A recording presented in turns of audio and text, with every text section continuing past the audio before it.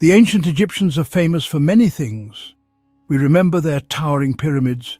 We marvel at their golden treasures. We are fascinated by their strange animal-headed gods.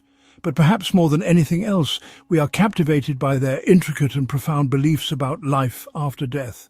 For the people along the banks of the mighty Nile thousands of years ago, death was not an end.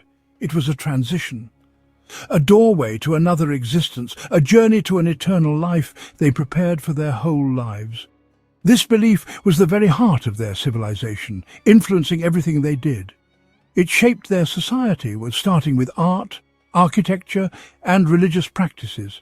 The magnificent tombs were not just burial places, they were eternal homes, built to last for millennia. The elaborate rituals were not simple farewells, they were essential procedures to ensure safe passage and rebirth. From the pharaoh in his golden palace to the humble farmer in his mud brick house, every Egyptian shared the hope of life beyond the grave. To understand them, we must look at their relationship with death. They weren't obsessed with death. They were obsessed with life. Their preparations were an expression of love for life. They wanted their joys to continue forever. This desire for eternity unlocks their complex world, where living and dead often blurred. This is a journey back in time. Their ideas changed over thousands of years, growing more complex. We will explore the cosmos, their powerful gods, and the rise of writing. We will see the soul's perilous journey through the underworld and the final judgment. It is a story of hope, fear, and the human quest for immortality.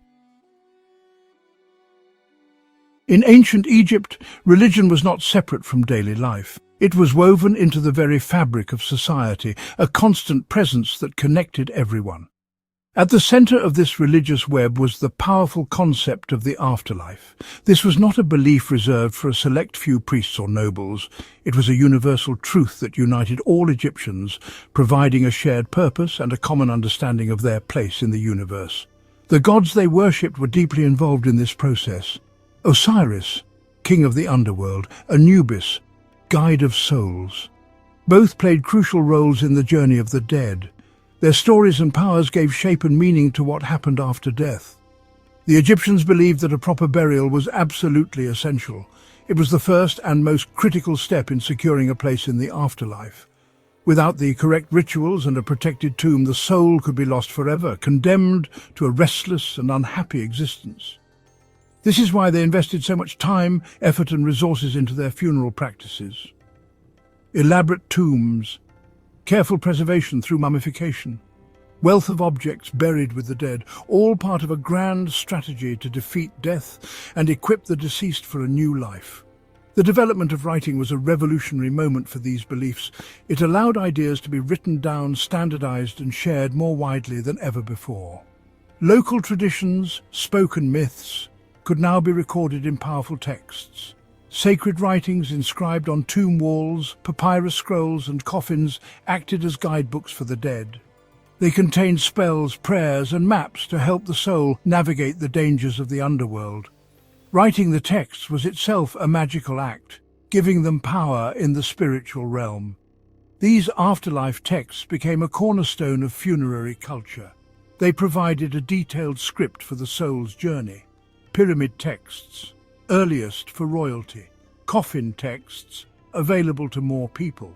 Book of the Dead, magical protection for those who could afford it. These texts reveal deep anxiety about the afterlife, but also incredible ingenuity, ensuring a safe arrival in paradise.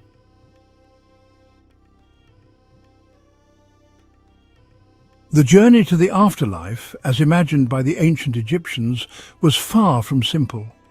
It was a difficult and hazardous voyage through a complex spiritual landscape known as the Duat, or the underworld. This realm was filled with terrifying demons, strange obstacles, and gates guarded by fearsome beings. The deceased soul would have to face a series of trials and tests to prove their worthiness. They could not make this journey alone.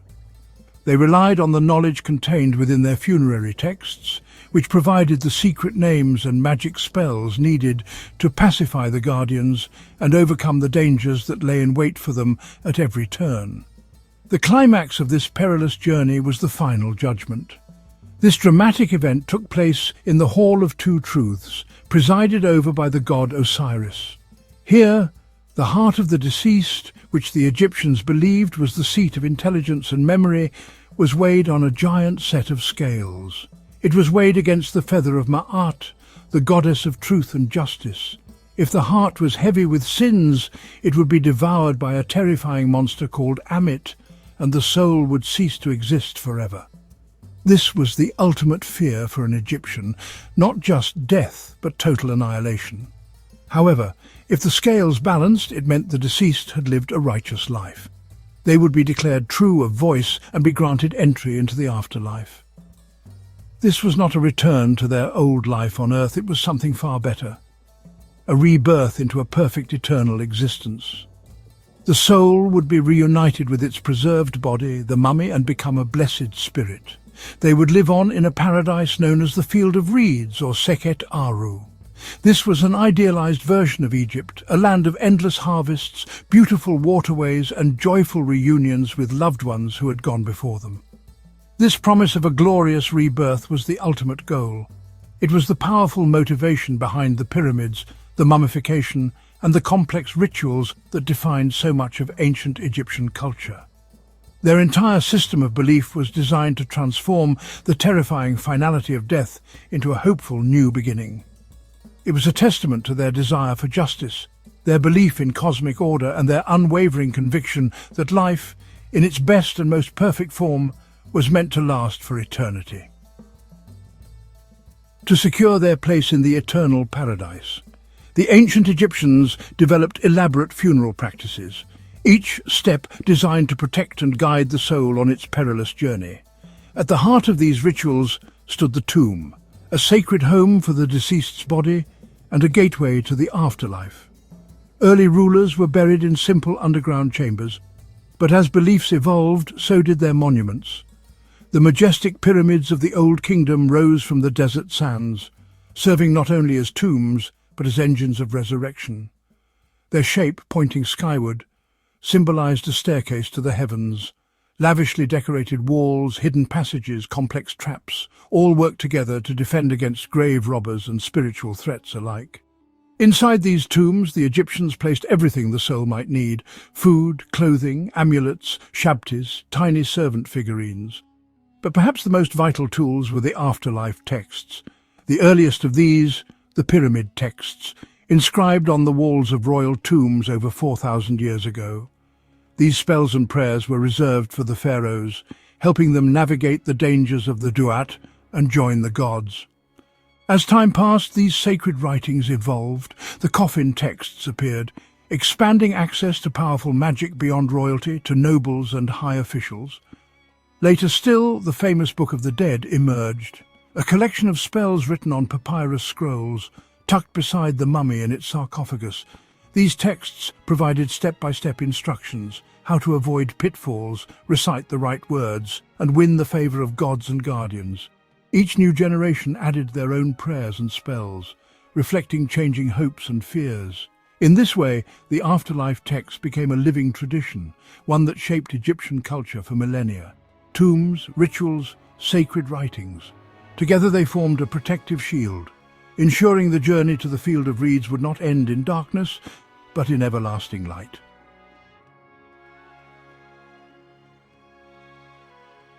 Across the millennia, the ancient Egyptians penned their hopes for eternity in ink and stone.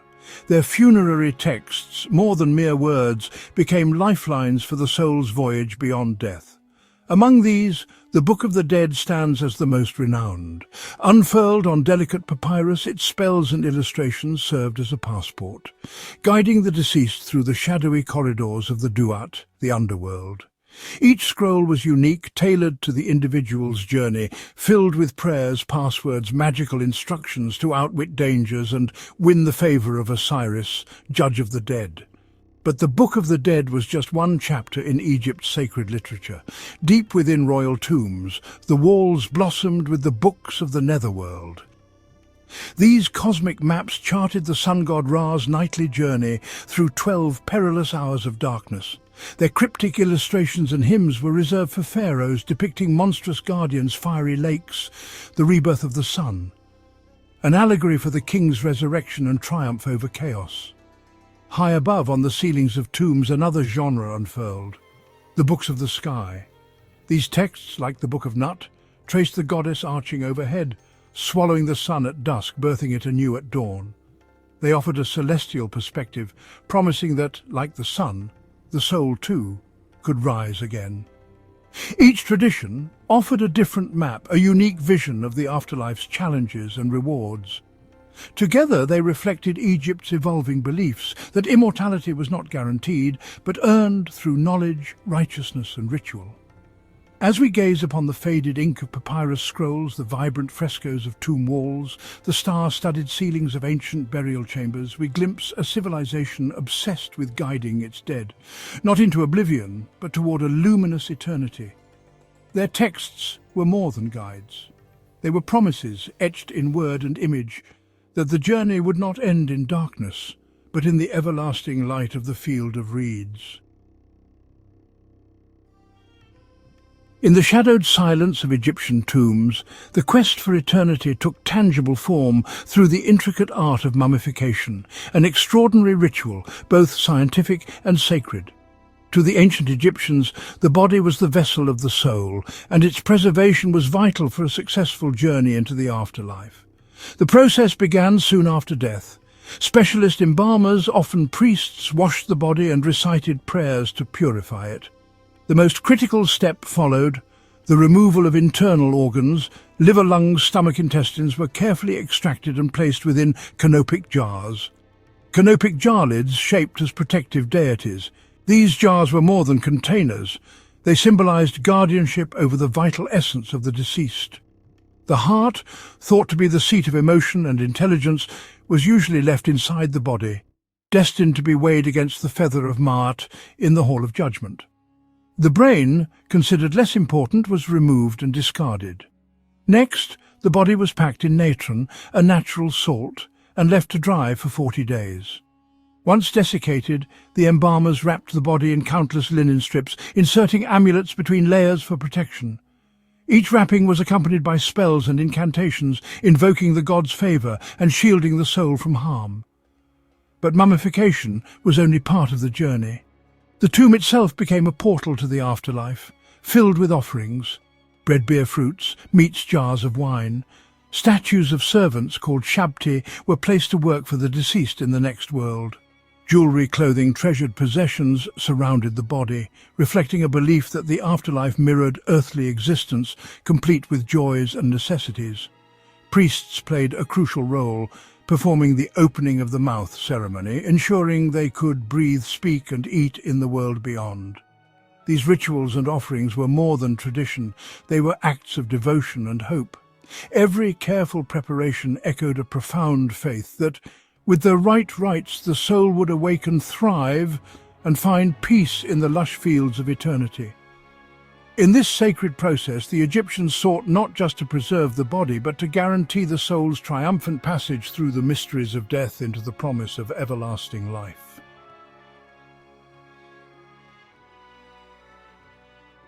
As the tomb doors sealed and offerings settled into silence, the true journey of the soul began. A voyage mapped in sacred texts and painted on the walls of eternal chambers. In ancient Egyptian belief, death was not an end but a crossing, a passage from the living to the afterlife.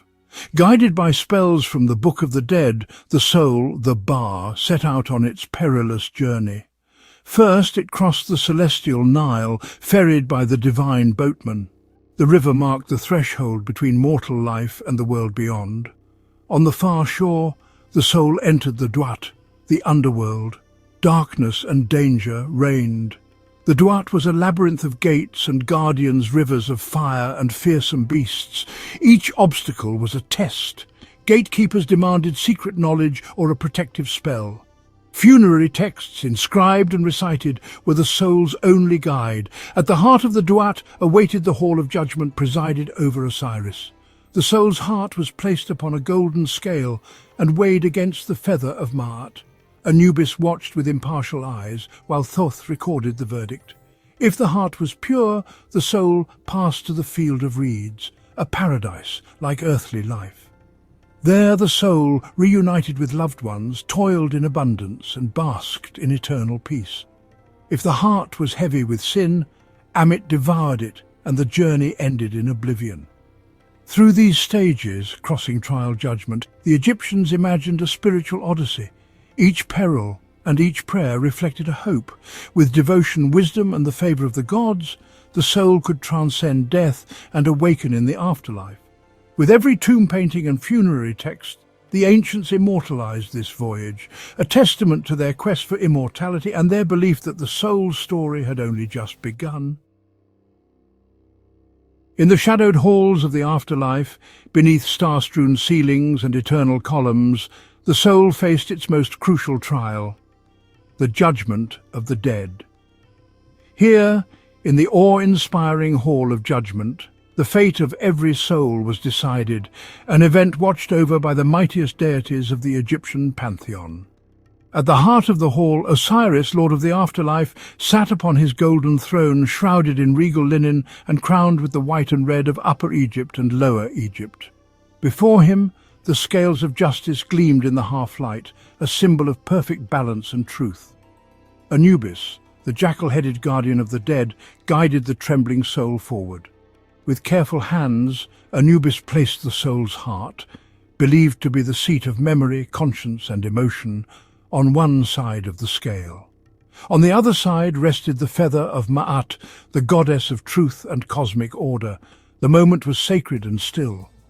As the scales tipped, Thoth, the ibis-headed scribe of the gods, recorded every detail with unerring precision, his papyrus scrolls capturing the soul's fate for eternity. Watching nearby, Ma'at herself stood serene, her feather a radiant beacon of justice.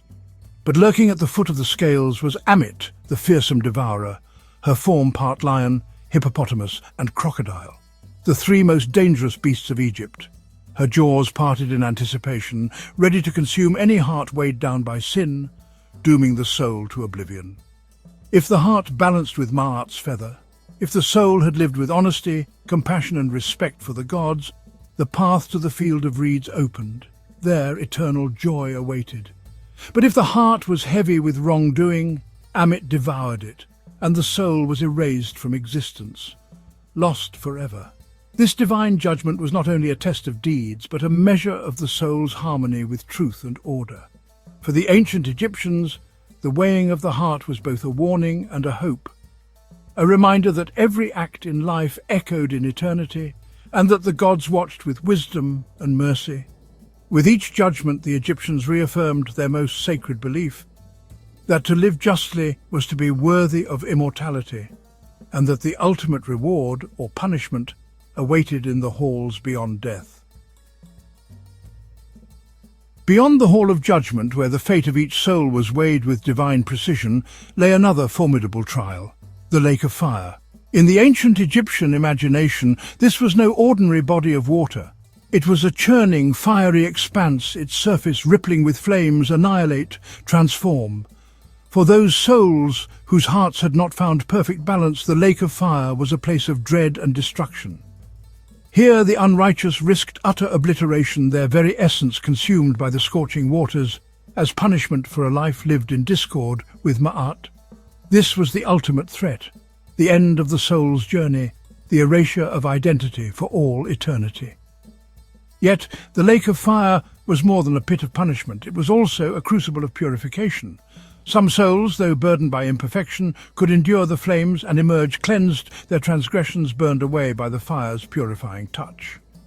In this trial, by fire destruction renewal, the soul that survived the lake's ordeal was transformed, purified, reborn, worthy to continue its journey toward immortality. Fire itself held deep mythological significance for the Egyptians. It was a force of chaos, danger, light, regeneration. In sacred texts, fire was invoked by gods and priests alike to destroy evil, ward off chaos, renew the world at dawn. The Lake of Fire, then, was a testing ground, a place where the soul faced the duality of fire as a threat to the unworthy, as a promise of renewal for those who could endure. Ultimately, the Lake of Fire was not just a symbol of fear, but of hope. It reminded the living that even after death, the path to perfection was possible. The fires of trial could lead to spiritual rebirth. For the ancient Egyptians, the soul's journey was never truly over. It was a continual process of testing transformation, the pursuit of eternal harmony with the divine. After the soul has emerged from its trials, purified by fire, judged by the gods, and found worthy, it enters the long-awaited paradise of Sekhet Aru, the field of reeds. To the ancient Egyptians, this was the ultimate reward, a realm of eternal abundance, peace, and joy. Sekhet Aru was imagined as a vast, sunlit expanse of fertile fields bordered by tranquil waterways, mirroring the lush banks of the Nile in its most perfect form. Here golden crops grew tall, and the air shimmered with the promise of endless harvests. Tomb paintings and sacred texts depict this paradise as an idyllic landscape, a place where the soul could plough fields that never failed, gather fruit that never spoiled, and rest beneath palms that never withered. But Sekhet Aru was more than just a land of plenty. It was a place of reunion and restoration. Loved ones long departed awaited each other, families reuniting in joy, friends and ancestors greeting the newly arrived soul. In this paradise all suffering and sorrow were left behind. The worthy would dwell alongside the gods and the blessed dead, sharing in feasts, music and laughter for all eternity. For ancient Egyptians, Sekhet Aru embodied the highest hope, that a life lived in harmony with Ma'at, the cosmic order, would be rewarded with everlasting happiness. The field of reeds was not a distant, abstract concept. It was a vivid vision of fulfillment, a promise painted on tomb walls and written into the Book of the Dead. In Sekhet Aru, the journey of the soul found its perfect conclusion. Here, eternal life was not simply endless existence, but a state of harmony, joy and reunion. A reflection of everything the Egyptians cherished about life, made immortal. For them, the field of reeds was a testament to the power of hope, the beauty of the afterlife, and the enduring human longing for happiness beyond the horizon of death.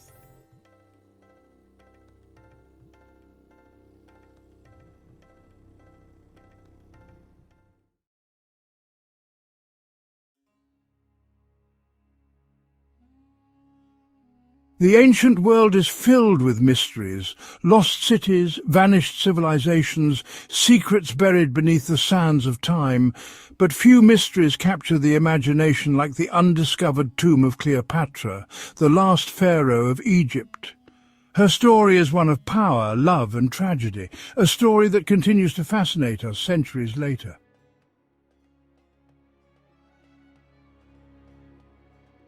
Cleopatra's life was a tapestry woven with political intrigue, romance and, ultimately, tragedy.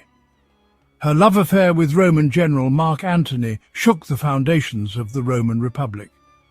Their defeat at the Battle of Actium sealed their fate.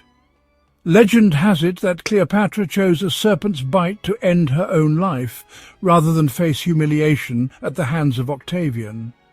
History tells us that she and Antony were buried together, their tomb a testament to their love and a symbol of their power. But time, as it often does, has obscured the truth, the location of their shared tomb lost to history.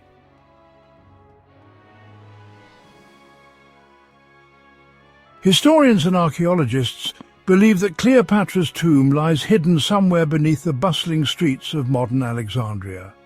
In Cleopatra's time, this city was a beacon of culture and knowledge, a grand metropolis that rivaled even Rome in its splendor. The city was home to the famed Library of Alexandria, a repository of ancient wisdom and learning, and at its heart stood the tomb of Alexander the Great, a magnificent mausoleum befitting a ruler who conquered most of the known world. It is believed that Cleopatra, eager to associate herself with Alexander's legacy, chose to build her own tomb near his. But Alexandria, once a jewel of the ancient world, has been ravaged by time and tide.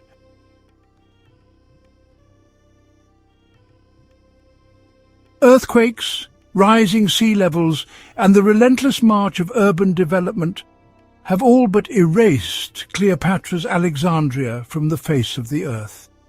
Yet tantalizing clues to the location of her tomb can be found, scattered like fragments of a forgotten map in ancient texts. Greek biographer Plutarch, writing a century after Cleopatra's death, provides us with our most detailed account of her burial. He describes a magnificent tomb adorned with gold and precious stones, located near a temple dedicated to the goddess Isis. This temple, Plutarch tells us, was situated near the royal palace, facing the sea. While these descriptions offer a starting point, the sands of time have shifted, making it difficult to pinpoint the exact location described by Plutarch.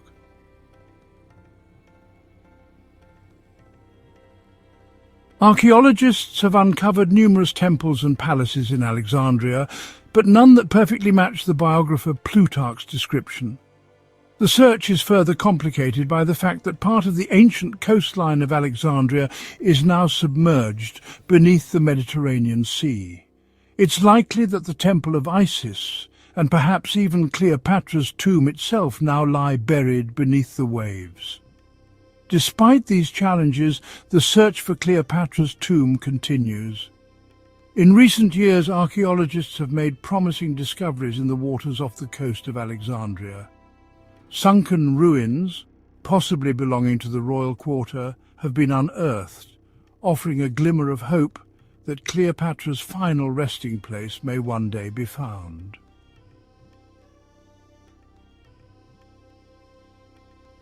The allure of Cleopatra's tomb has captivated explorers and treasure hunters for centuries. Early expeditions, often fueled by romantic notions of lost riches, yielded little more than disappointment.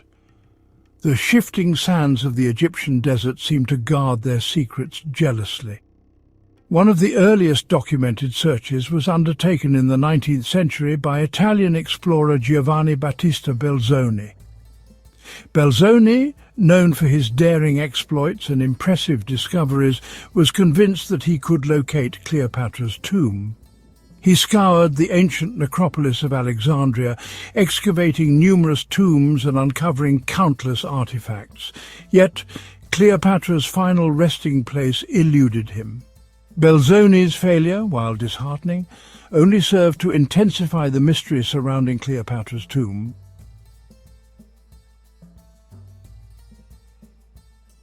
Advancements in underwater archaeology opened new avenues for exploration. Archaeologists explored the submerged ruins of Alexandria, discovering the famed Lighthouse of Alexandria. These finds confirmed that a significant portion of ancient Alexandria lay beneath the waves. This had profound implications for the search for Cleopatra's tomb. If Plutarch's account was accurate, the tomb was likely submerged as well.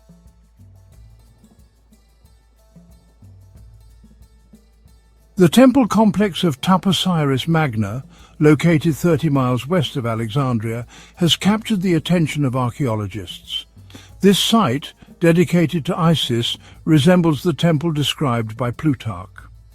Excavations led by Dr. Zahi Hawass have uncovered tunnels and chambers beneath the temple. These structures have fueled speculation that Taposiris Magna could be Cleopatra's final resting place. A nearby burial chamber with gold coins bearing Cleopatra's image has heightened the intrigue. Could this be the breakthrough archaeologists have been waiting for? Only time and further excavation will tell.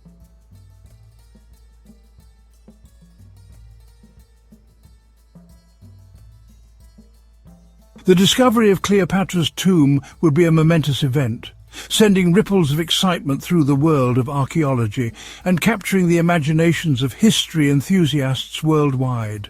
Speculation abounds regarding what treasures might lie hidden within this lost mausoleum. Cleopatra, known for her opulent lifestyle and love of luxury, would have undoubtedly been laid to rest surrounded by objects befitting her status as the last pharaoh of Egypt. Her tomb might contain a dazzling array of jewellery, from intricate gold necklaces adorned with precious stones to elaborate headdresses symbolising her power and divinity. Imagine the sparkle of emeralds, the deep red glow of rubies, and the cool brilliance of sapphires, all crafted into exquisite pieces fit for a queen.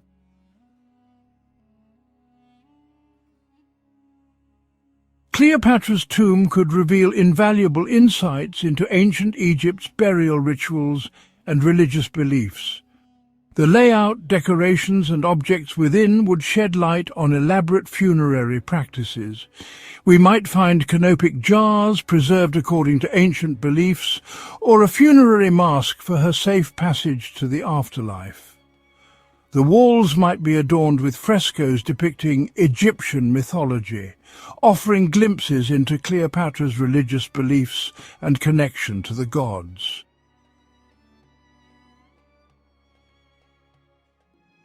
One tantalizing possibility is discovering written records within the tomb.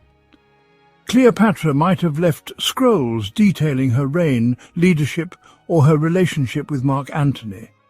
Such a discovery would offer an unprecedented glimpse into her mind. Imagine deciphering these texts, hearing Cleopatra's voice echo through the centuries. Her tomb would unveil artifacts and unlock historical knowledge, changing our understanding of Cleopatra.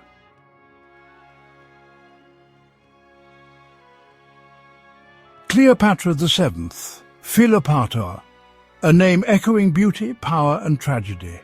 Born into a kingdom on the brink of chaos, she was a princess before the legend. In 69 BC, the Ptolemaic dynasty was under Rome's control. Cleopatra's childhood was luxurious, yet overshadowed by Rome. Her father, Ptolemy the 14th, was a weak ruler, more concerned with pleasures. The young princess observed the vulnerability of her dynasty.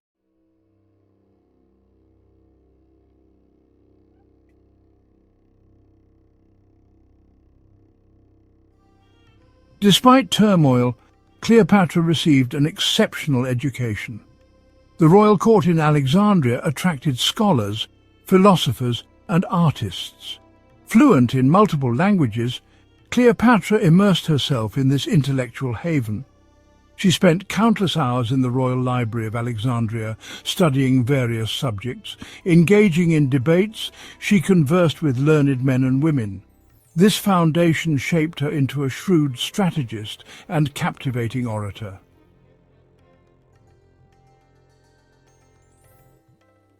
As Cleopatra blossomed into a young woman, her intelligence and charisma became increasingly apparent, eclipsing even her brothers. Within the confines of the royal palace, whispers of rebellion began to circulate. Her father's grip on power weakened, challenged by court factions vying for control. The young princess, observant and ambitious, was acutely aware of the shifting political landscape. She witnessed the ruthlessness of her own family, the lengths to which people would go to seize and maintain power. Her own mother, Cleopatra V Tryphena, had secured her position by orchestrating the death of a rival. These experiences, though brutal, served as a harsh education in the realities of power. They ignited within her a steely determination, a will to survive and to rule.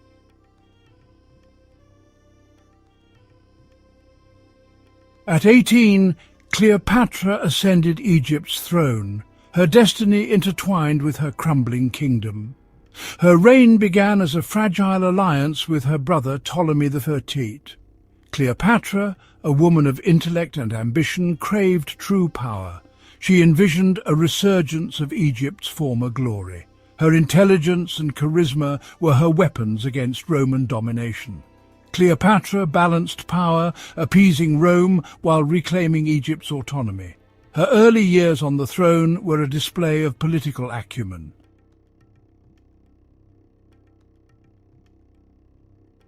In 48 BC, a pivotal moment arrived in the form of Julius Caesar, the Roman general who had plunged the Roman Republic into civil war.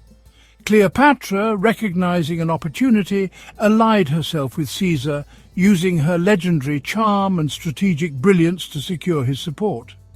Their alliance, both political and romantic, sent shockwaves through the ancient world. Caesar, captivated by Cleopatra's intellect and ambition, recognized her value as an ally in the volatile world of Roman politics. Their relationship, cemented by the birth of their son Caesarion, solidified Cleopatra's hold on power and offered Egypt a brief respite from Roman encroachment. But their alliance, built on ambition and mutual benefit, was a dangerous game.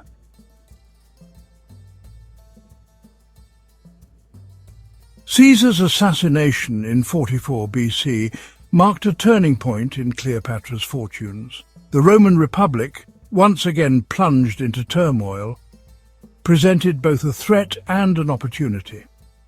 Cleopatra set her sights on another ambitious Roman general, Mark Antony, a man of considerable power and a key player in the fight to control Rome's destiny. Their meeting, immortalized in history and legend, marked the beginning of a passionate love affair and a formidable political alliance.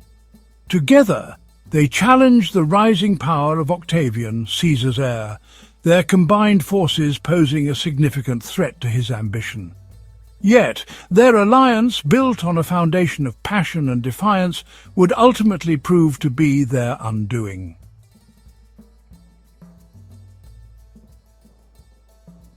The Battle of Actium, a naval clash of epic proportions, sealed the fate of Cleopatra and Mark Antony. Defeated by Octavian's forces, they returned to Alexandria, their dreams of a shared empire shattered. Antony, betrayed and heartbroken, took his own life. Cleopatra, facing the humiliation of capture and parade through the streets of Rome, chose a different fate. Legend tells us that she held a venomous asp to her breast, ending her own life with a final act of defiance. With her death, the Ptolemaic dynasty came to an end, and Egypt fell under the dominion of Rome.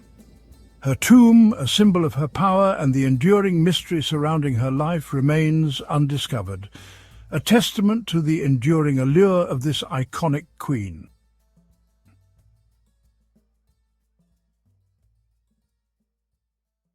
The sands of time have swallowed many secrets, but few hold the allure of Cleopatra's lost tomb. If discovered, it promises a glimpse into a pivotal moment in history, the fall of a dynasty and the dawn of a new era. The treasures it may hold, the stories it could tell, have the power to reshape our understanding of this iconic queen and the world she inhabited. Will we ever unlock the secrets of Cleopatra's final resting place? Will we ever stand before her sarcophagus, gazing upon the face of the woman who captivated Caesar and challenged Rome? The answer lies buried beneath the sands of Egypt, a mystery waiting to be unearthed, a queen awaiting her moment to once again captivate the world.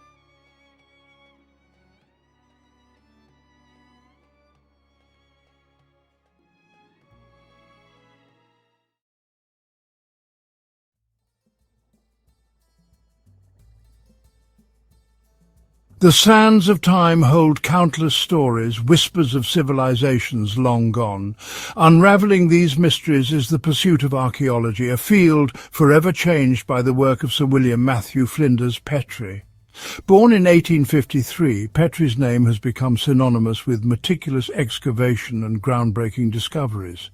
Petrie's approach to archaeology was revolutionary, emphasizing careful observation, detailed recording and the preservation of even the smallest artifacts. This marked a stark contrast to the treasure-hunting mentality that had often characterized earlier excavations. Petrie's commitment to scientific rigor laid the foundation for modern archaeological practices.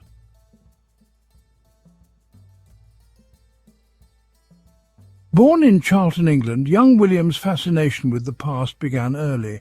Homeschooled and encouraged by his surveyor father, he developed a keen eye for detail and a passion for history.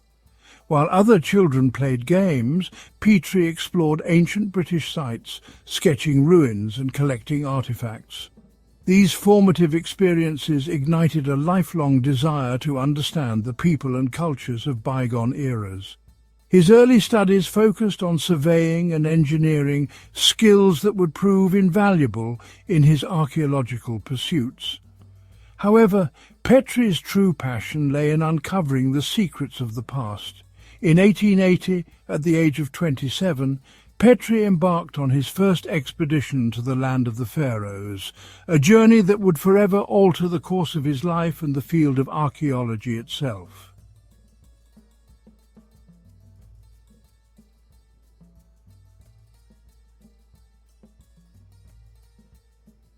Arriving in Egypt, a land shimmering with heat and ancient stories, the young Petrie was captivated. He was determined to bring a new level of scientific rigour to the field, moving beyond the treasure hunting that characterised many excavations of the time. His early work took him to the pyramids of Giza, majestic monuments that had captivated imaginations for millennia.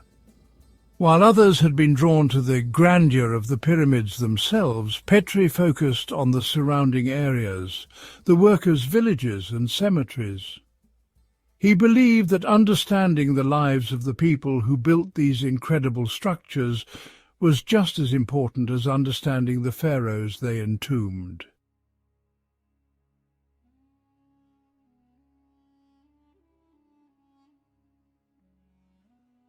Petrie's work at Giza garnered attention, and he soon found himself leading excavations at Tanis, an ancient Egyptian capital in the Nile Delta. Here he unearthed the royal tombs of the 21st and 22nd dynasties, a period of Egyptian history shrouded in mystery. These tombs, filled with gold, silver and intricate jewellery, yielded a wealth of information about a turbulent and often overlooked era. But it wasn't just the opulence of the treasures that fascinated Petrie. He was equally captivated by the everyday objects, the pottery shards, tools and toys that offered glimpses into the lives of ordinary Egyptians. Through his meticulous excavations at Giza and Tanis, Petrie was building a reputation as a skilled and insightful archaeologist.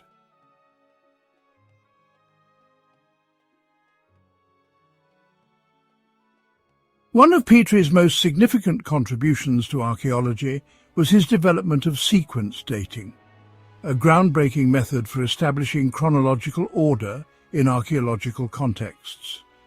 He observed that pottery styles evolved over time, and that by carefully analysing and categorising these styles, it was possible to create a relative timeline for different layers of an excavation site. Petrie's system of sequence dating revolutionized archaeology, providing a framework for understanding the chronology of ancient cultures.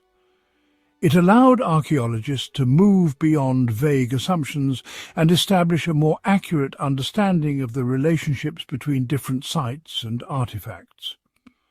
His work laid the foundation for more sophisticated dating methods such as radiocarbon dating, which would be developed decades later. Petrie's unwavering commitment to meticulous fieldwork, scientific rigour, and the preservation of archaeological heritage established a new standard for the field.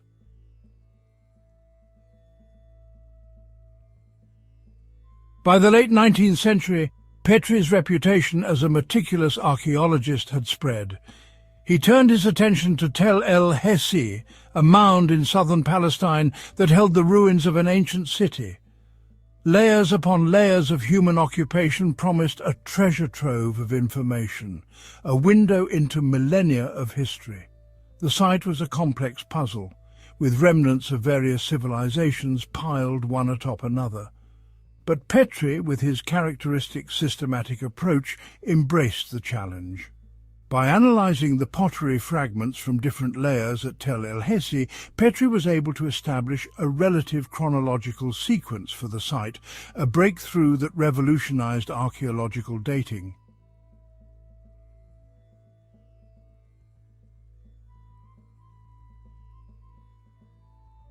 In 1896, while excavating the ruins of an ancient temple at Thebes, Petrie stumbled upon a discovery that would reverberate through the halls of history, the Merneptah stele. This large granite slab inscribed with hieroglyphics had been repurposed as building material by later pharaohs, its significance lying dormant for centuries. The stele, standing over 10 feet tall, was a testament to the ambition and might of Pharaoh Merneptah, son of the legendary Rameses II. It detailed Merneptah's military campaigns and victories, boasting of his triumphs over enemies in Libya and Canaan. But it was a single line tucked away among the boasts of conquest that would electrify the world of biblical archaeology. This inscription, now known as the Israel Stele, is the earliest known reference to Israel outside of the Bible.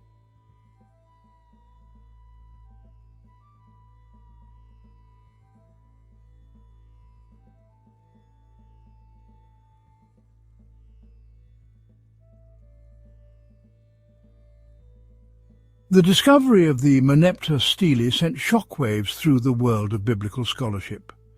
Here, in an Egyptian text, was independent confirmation of a people known as Israel existing in Canaan during the late Bronze Age, a period corresponding to the biblical account of the Exodus and the conquest of Canaan. The stele provided tangible historical evidence that corroborated, at least in part, the biblical narrative, sparking intense debate and discussion. Petrie, ever the meticulous scholar, approached the inscription with caution. He recognized the significance of the find, but also the need for careful analysis and interpretation. The Merneptah stele became a cornerstone of biblical archaeology, sparking decades of research and debate about the relationship between the biblical account and archaeological evidence.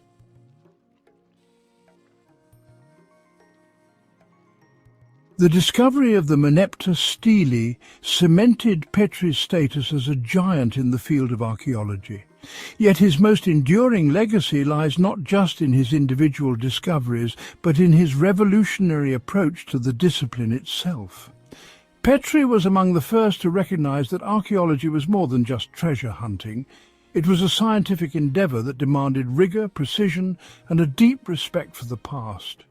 Prior to Petrie, excavations were often haphazard affairs, more akin to treasure hunts than scientific investigations. Petrie, however, insisted on a systematic approach. By understanding the context in which an object was found, Petrie could piece together a more complete picture of the past.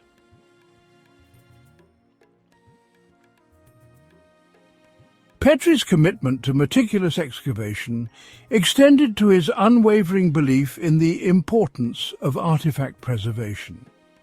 He recognized that these fragments of the past were not just curiosities to be displayed, but vital pieces of evidence that held the key to understanding past civilizations. He established strict protocols for the handling and documentation of artifacts, ensuring that even the smallest fragments were carefully catalogued and stored. He understood that future generations of scholars would build upon his work, and that preserving the integrity of the archaeological record was paramount. Petrie's advocacy for preservation went beyond words.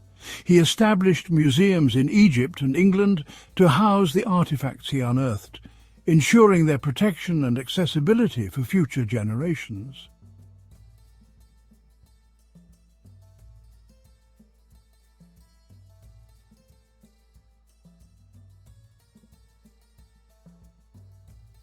Petrie's impact extended far beyond his own excavations and discoveries. He was a gifted teacher and mentor, inspiring a new generation of archaeologists to embrace his rigorous methods and unwavering commitment to preservation. He established archaeological training programs both in England and Egypt, where he instilled in his students the importance of meticulous fieldwork, scientific observation, and a deep respect for the cultures they were studying. Petrie's students went on to become leading figures in the field, disseminating his methods and principles across the globe. His influence can be seen in the work of countless archaeologists who followed, from the deserts of Egypt to the jungles of South America.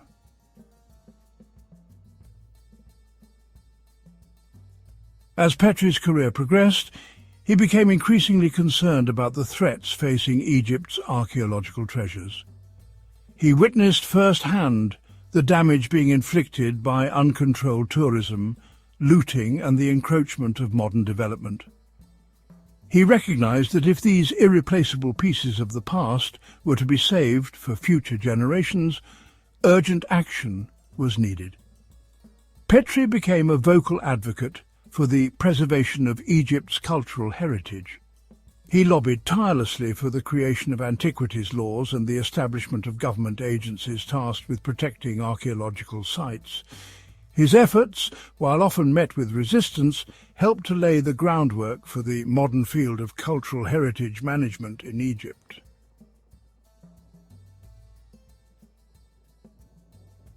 Sir William Matthew Flinders Petrie, the boy who had once explored ancient British ruins, left an indelible mark on the world of archaeology. He revolutionized the field, transforming it from a pursuit of treasures to a rigorous scientific discipline. His meticulous methods, his unwavering commitment to preservation, and his passion for understanding the past continue to inspire generations of archaeologists. His legacy is etched in the countless artifacts he unearthed, carefully preserved and displayed in museums around the world. It lives on in the meticulous records he kept, a treasure trove of information that continues to fuel research and discovery. His work reminds us that the past is not a distant, irrelevant realm, but a vibrant tapestry that continues to shape our present and our future.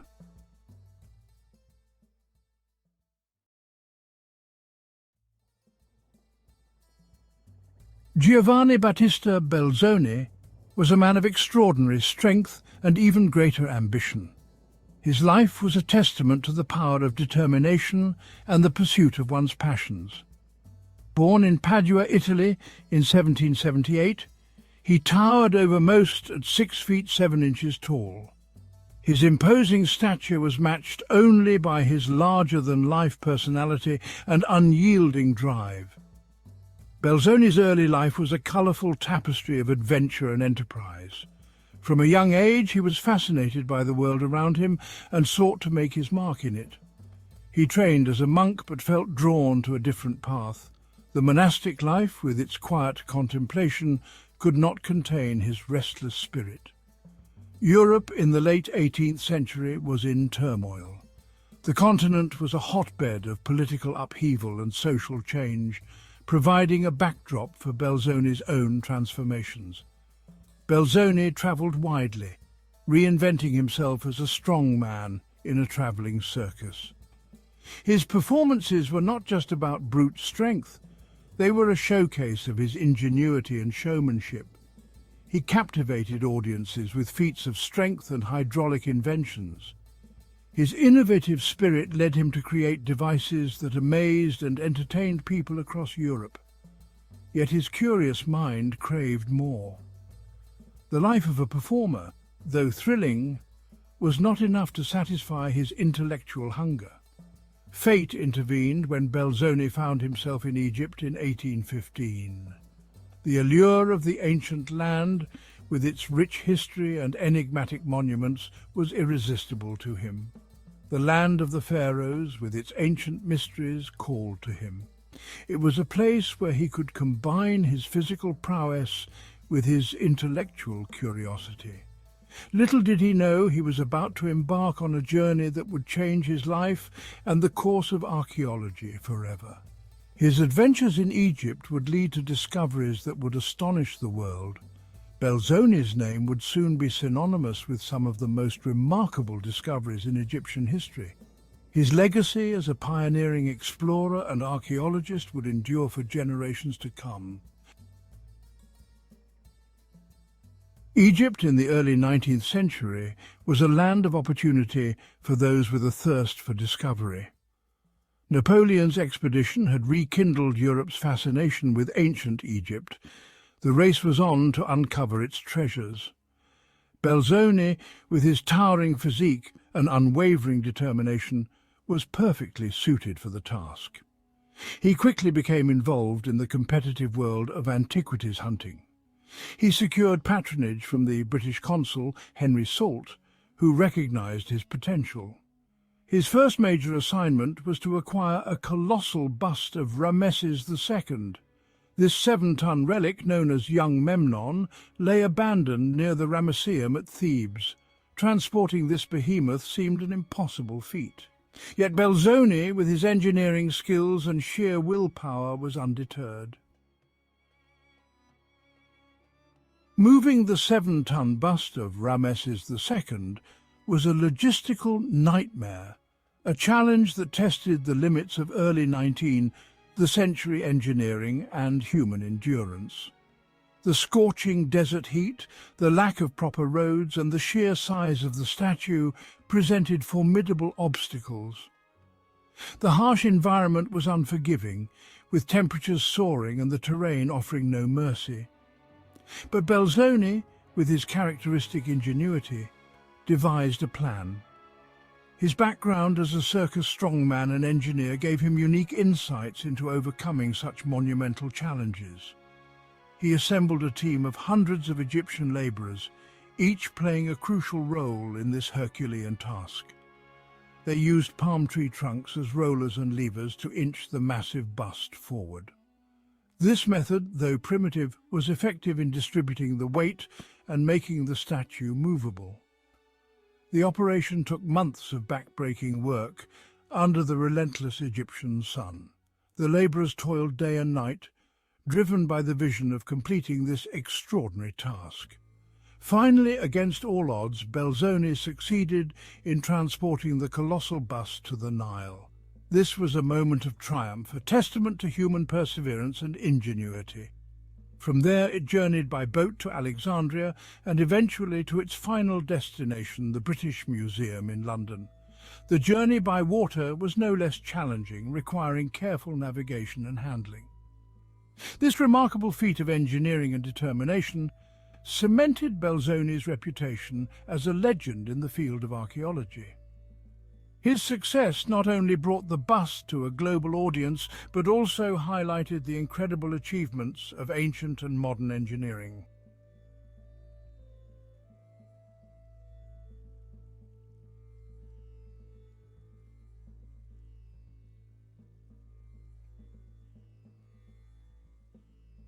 Belzoni's exploits were far from over. His adventures in Egypt had only just begun, and he was determined to uncover more of its hidden treasures. In 1817, he set his sights on Nubia, a region in southern Egypt renowned for its ancient temples. This area, rich in history and mystery, called to him like a siren's song. His mission to locate and excavate the temple of Abu Simbel. This was no ordinary task. It was a quest that required both courage and ingenuity. This temple, carved into a sandstone cliff, was said to be buried beneath the desert sands. Legends spoke of its grandeur, hidden away for centuries. Guided by local stories and his own intuition, Belzoni found the temple's entrance, half submerged in sand. It was a moment of triumph. But the real work was just beginning. The task of clearing the entrance was monumental. The sheer volume of sand that had to be removed was staggering. Once again, Belzoni rallied a team of workers. These men, driven by the promise of discovery, worked under the scorching sun. They laboured tirelessly, removing tons of sand by hand. Each shovelful brought them closer to unveiling the ancient marvel. Finally, the entrance to the temple, adorned with colossal statues of Rameses II, was revealed. These statues, standing guard for millennia, were a sight to behold. Belzoni's discovery of Abu Simbel was a sensation. News of the find spread quickly, capturing the imagination of people around the world. It offered the world a glimpse into the grandeur and power of the ancient Egyptian civilization. The temple of Abu Simbel became a symbol of the enduring legacy of Egypt's past.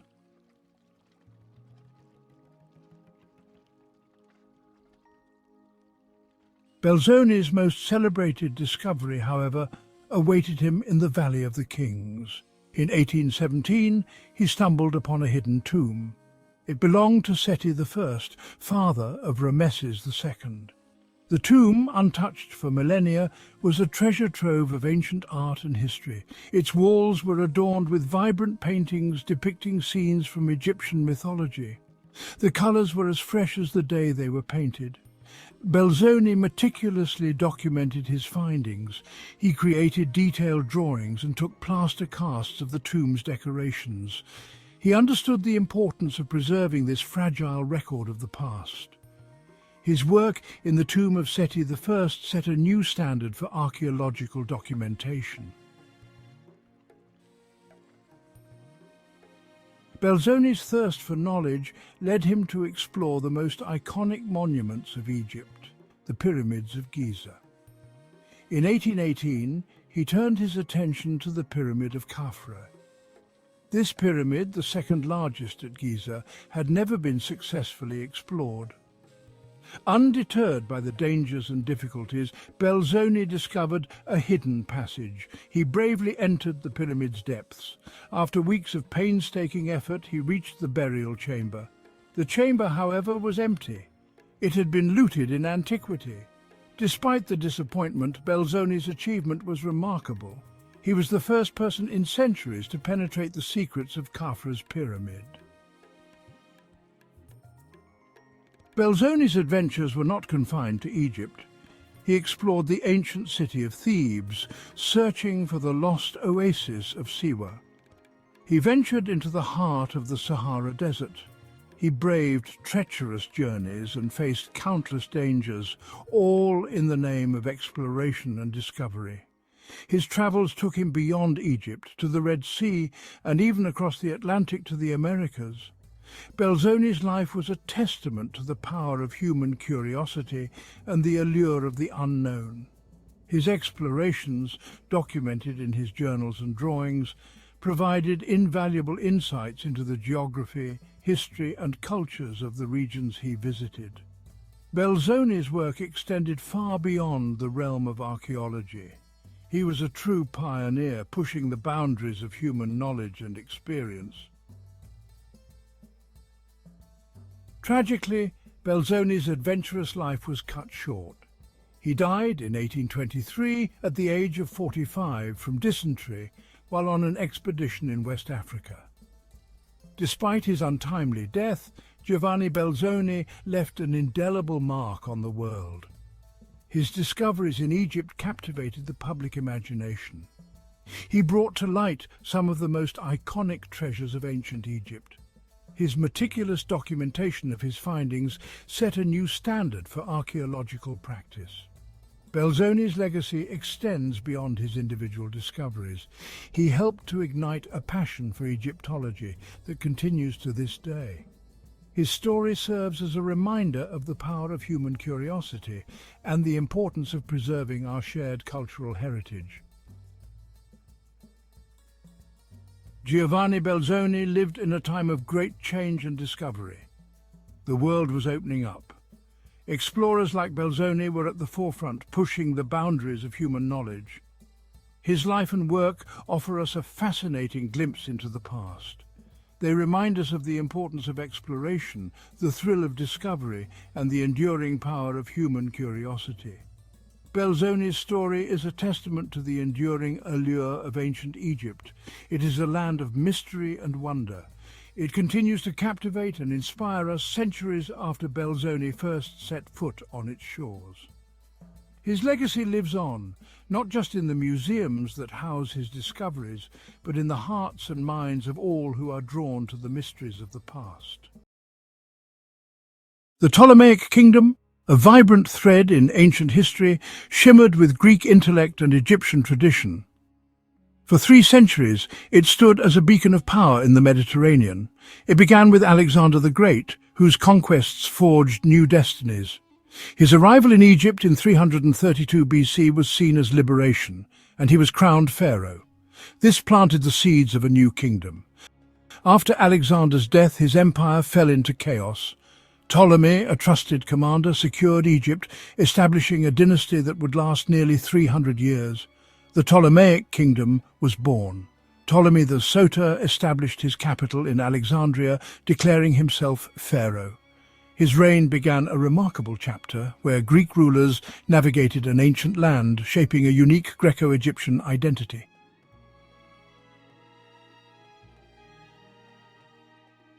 The Ptolemaic dynasty represented a fascinating and unprecedented cultural experiment. Here, two powerful civilizations, those of Greece and Egypt, were brought into direct and continuous contact. The new Greek rulers did not simply impose their own ways upon the land they now controlled. Instead, they engaged in a careful and strategic process of adaptation and synthesis. They understood that to rule Egypt effectively, they needed the support of its people and its powerful priesthood. This led to a remarkable blending of traditions, creating a society that was Hellenistic in its administration and intellectual pursuits, yet profoundly Egyptian in its spiritual and ceremonial life. This fusion was visible everywhere, from the royal court to the smallest farming village.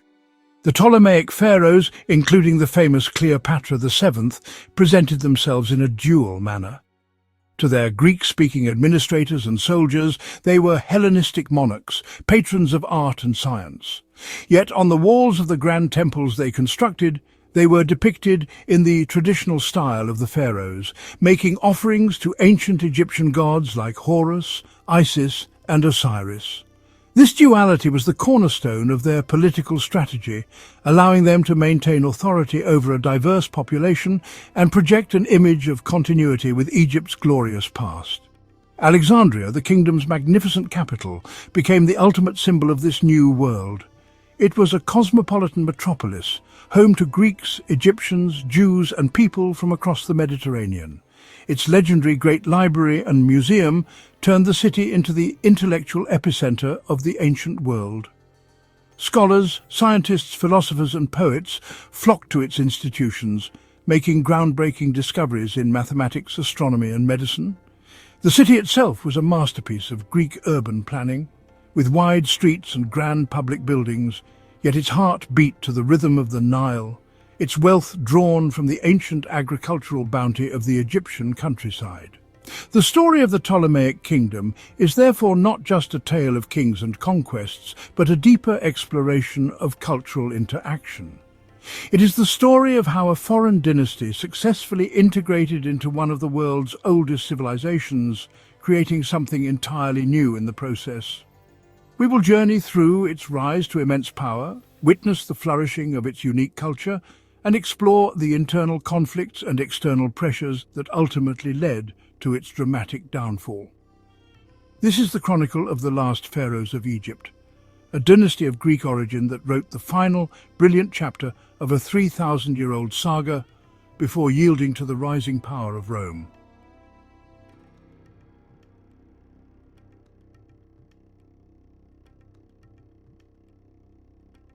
Alexander the Great's death in 323 BC triggered shockwaves across his empire. The world held its breath. The king was gone, leaving a power vacuum. He had no clear heir. His generals, the Diadochi, carved up the world. Decades of conflict, the wars of the successors, replaced unity. Each general saw himself as the rightful heir. Ptolemy set his sights on Egypt. He knew Egypt was secure and prosperous. It was a land that could sustain itself. Ptolemy moved swiftly to consolidate his control. Ptolemy was determined to thrive, establishing a lasting kingdom. Ptolemy's first and most audacious act was the hijacking of Alexander the Great's funeral cortege. The body of the deified conqueror was being transported back to Macedon for burial, a procession of immense symbolic importance. Perdiccas, the imperial regent, intended to use the burial to legitimize his own authority. However, Ptolemy intercepted the procession in Syria and diverted it to Egypt. This was an act of breathtaking defiance. By bringing Alexander's body to Memphis and later to a magnificent tomb in Alexandria, Ptolemy was making a powerful statement. He was positioning himself as the true successor, the guardian of Alexander's legacy, and linking his own destiny directly to that of the celebrated hero. This bold move was a direct challenge to Perdiccas and the central authority of the empire, inevitably leading to war. In 321 BC, Perdiccas marched his grand imperial army to the borders of Egypt, determined to crush the defiant satrap. The ensuing conflict was a critical test for Ptolemy.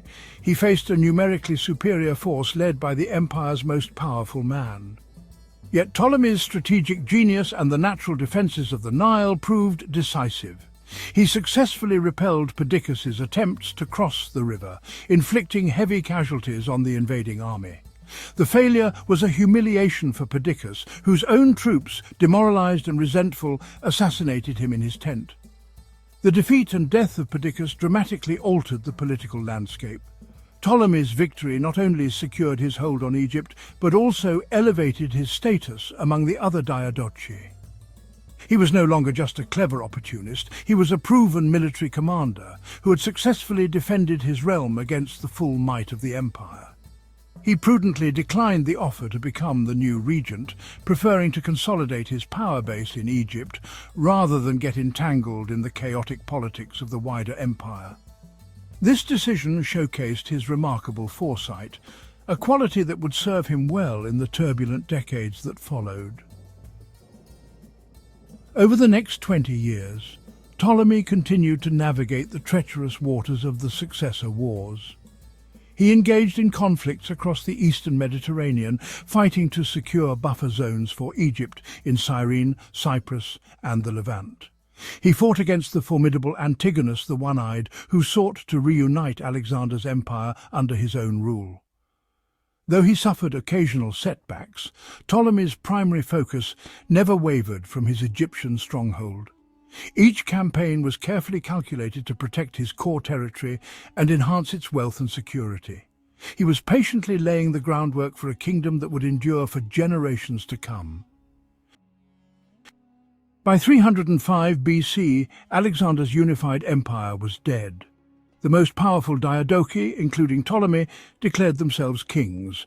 Ptolemy I became king of Egypt, adopting the title Basilius and the traditional title of Pharaoh.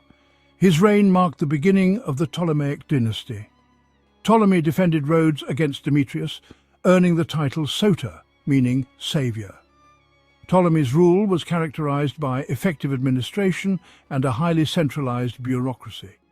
In 285 BC, Ptolemy abdicated, making his son co-regent.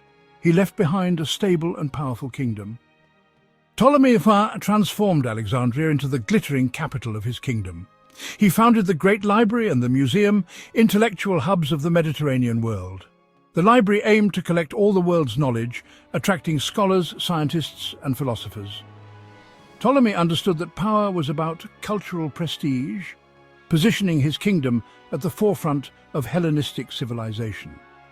Ptolemy initiated religious syncretism, promoting the cult of Serapis, a deity for both Greeks and Egyptians. This blending of traditions created a shared cultural framework for their diverse kingdom. Ptolemy I Soter's groundwork came to fruition under his son, Ptolemy II Philadelphus, who ascended to the throne in 283 BC. His reign ushered in the golden age of the Ptolemaic kingdom, peace, prosperity, and cultural brilliance. Philadelphus was a master diplomat, shrewd administrator, and patron of the arts and sciences. He elevated Ptolemaic Egypt to the apex of its power and influence. He married his sister, Arsinoe II, a practice imitating ancient Egyptian tradition to concentrate power within the royal family. Arsinoe was a formidable co-ruler who exerted considerable influence. Centralized control generated staggering revenues strategically deployed for public works like the Pharos Lighthouse. Philadelphus maintained Egypt's dominance through military strength and diplomacy, solidifying its status as a superpower. The Ptolemaic kingdom reached its greatest territorial extent during the reign of Ptolemy III, Euergetes. Euergetes launched the Third Syrian War to avenge his sister's murder.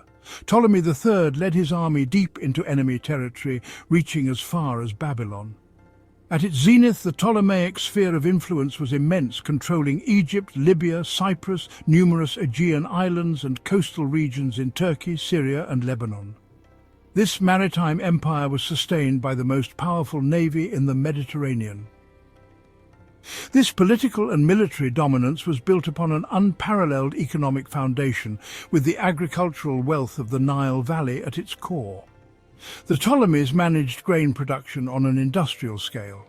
Egypt was the breadbasket of the Mediterranean during this golden age.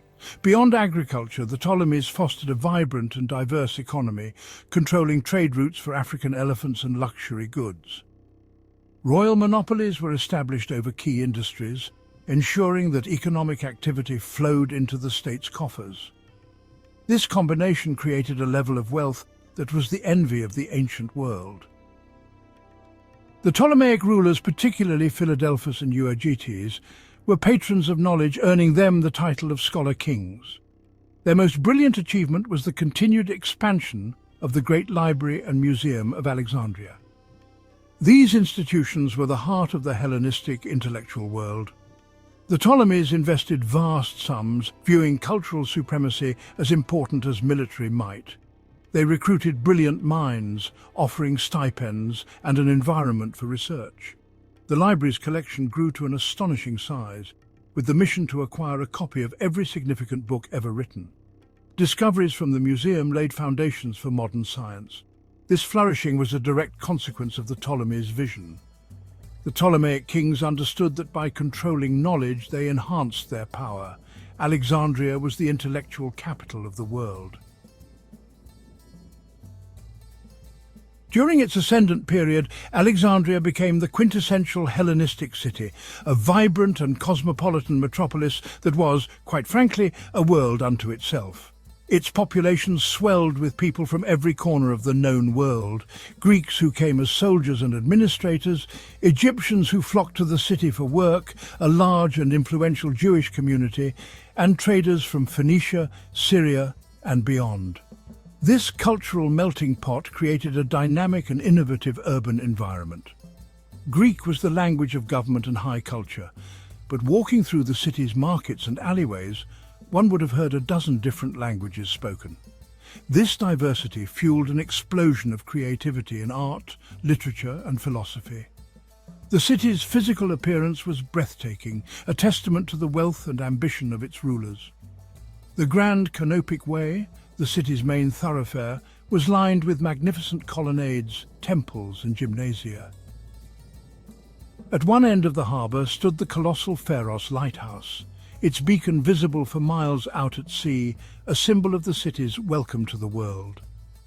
At the other end was the Royal Quarter, a vast complex of palaces, gardens, and administrative buildings overlooking the water. The city was a masterpiece of urban design, a planned city built to inspire awe and project an image of absolute power and limitless prosperity, the jewel in the Ptolemaic crown. Art and literature flourished in this stimulating environment.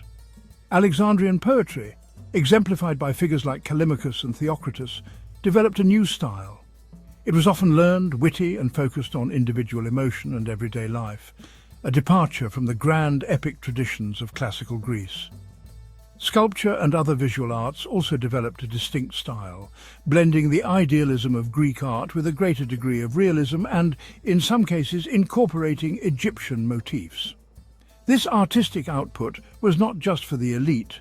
The city was filled with public art and entertainment, from theatrical performances to religious festivals, creating a rich cultural tapestry for all its inhabitants. This was the Ptolemaic kingdom at its peak, powerful, wealthy, and intellectually supreme.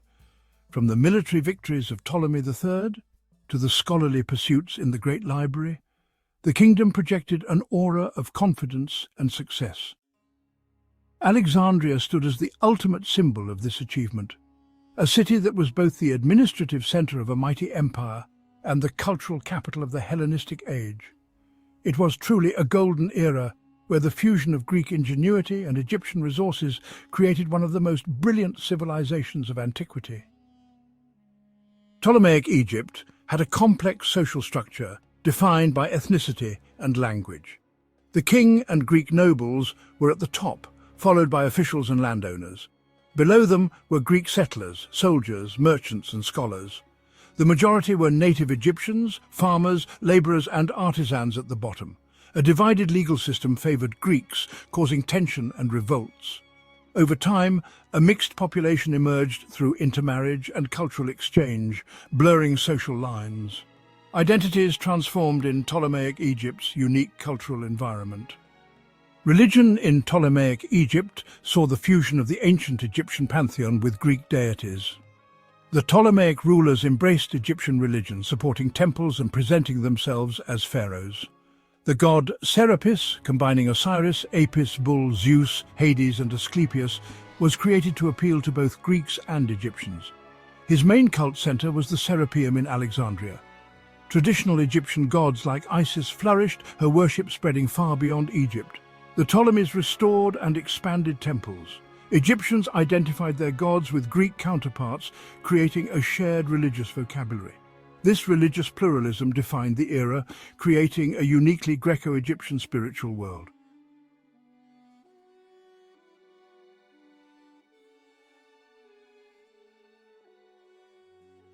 The Ptolemaic dynasty left behind magnificent temples throughout Upper Egypt. Though Greek rulers, they acted as traditional Egyptian pharaohs, constructing and maintaining houses for the gods. The Ptolemies honoured local deities and employed thousands of Egyptians. This demonstrated their piety and commitment to ancient traditions. Built from sandstone, they followed the New Kingdom blueprint, featuring pylons and peristyle courts. Hypostyle halls led to the sanctuary housing the god's statue. Walls displayed reliefs and hieroglyphs depicting the king as pharaoh. The Temple of Horus at Edfu is the most complete surviving temple. It offers a glimpse into the period's architecture and rituals. Another jewel is the Temple of Isis on Philae. Dendera and Kom Ombo temples further showcase the dynasty's building. These temples reveal the Ptolemaic rulers' dual identity. They performed rites practiced for millennia. These temples symbolize the Ptolemaic synthesis. The Ptolemaic kingdom's military was a formidable force, guaranteeing security and projecting influence. The army reflected the kingdom's Greco-Egyptian character. At its core was a professional standing army based on the Macedonian model. One fearsome element was its corps of war elephants. Expeditions captured and trained these beasts, used to break enemy formations. The psychological impact of armoured elephants was immense.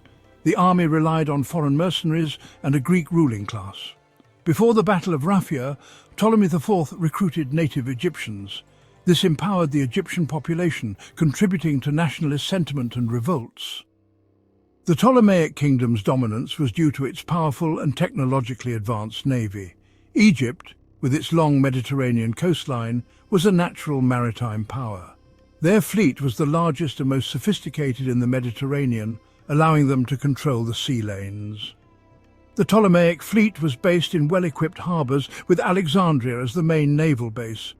The ships themselves were marvels of Hellenistic engineering. These were fast, manoeuvrable warships designed for ramming. The Ptolemies were also famous for constructing gigantic polyremes, colossal warships. These behemoths were powerful tools of propaganda. It protected the vital shipping routes that brought immense wealth into the kingdom. It allowed the Ptolemies to maintain control over their overseas territories. In times of war, the fleet could transport troops and blockade enemy ports. The control of Cyprus in particular was crucial. This naval dominance was a key factor in the Syrian wars against the Seleucid Empire. The Ptolemaic navy allowed Egypt to support its allies and raid enemy coastlines. The Ptolemaic fleet was a clear signal of the kingdom's power. The Ptolemaic kingdom's power was built on the Nile's fertile land and a tightly controlled economy. The Ptolemies boosted agriculture with new crops and irrigation, making Egypt the breadbasket of the Mediterranean. Alexandria and Red Sea ports turned Egypt into a global trade hub, taxing exotic imports and exporting grain. The king monopolized key industries: papyrus, textiles, oil, brewing, mining, ensuring profits flowed straight to the royal treasury.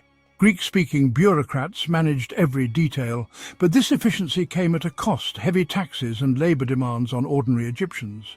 This wealth funded armies and monuments, But the system's inequalities would eventually fuel unrest.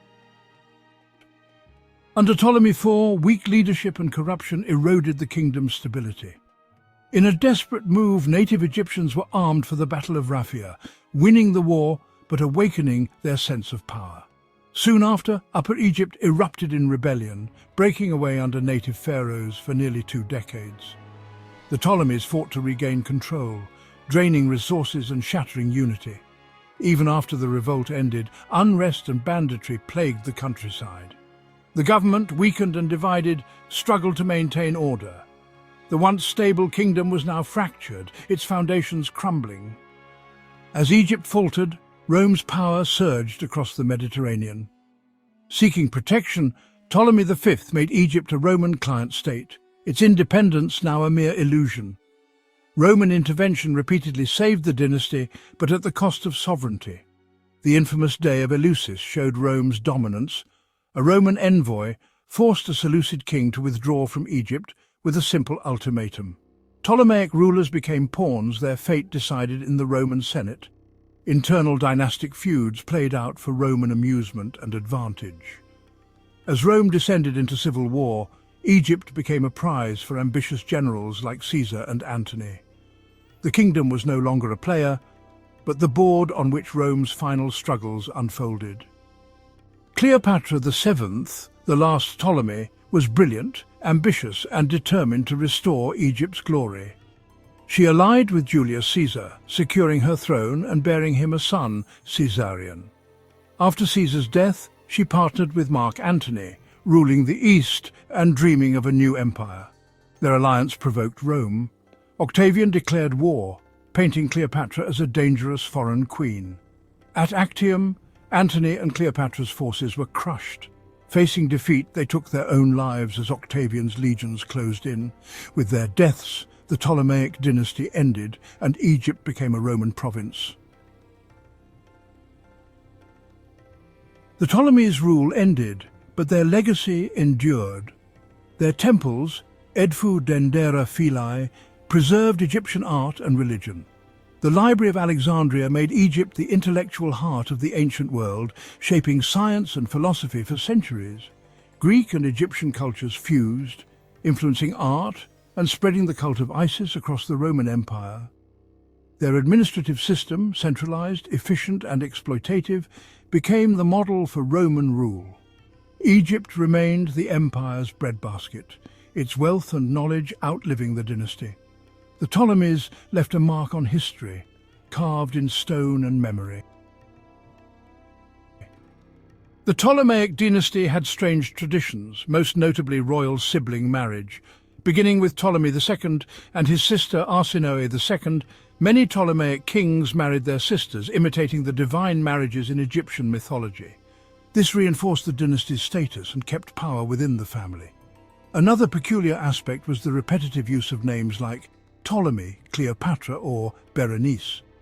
Historians use epithets to distinguish them, like Ptolemy II Philadelphus or Ptolemy VIII Euergetes II, nicknamed Potbelly. The Ptolemies also maintained a unique core of war elephants, sourcing smaller African forest elephants.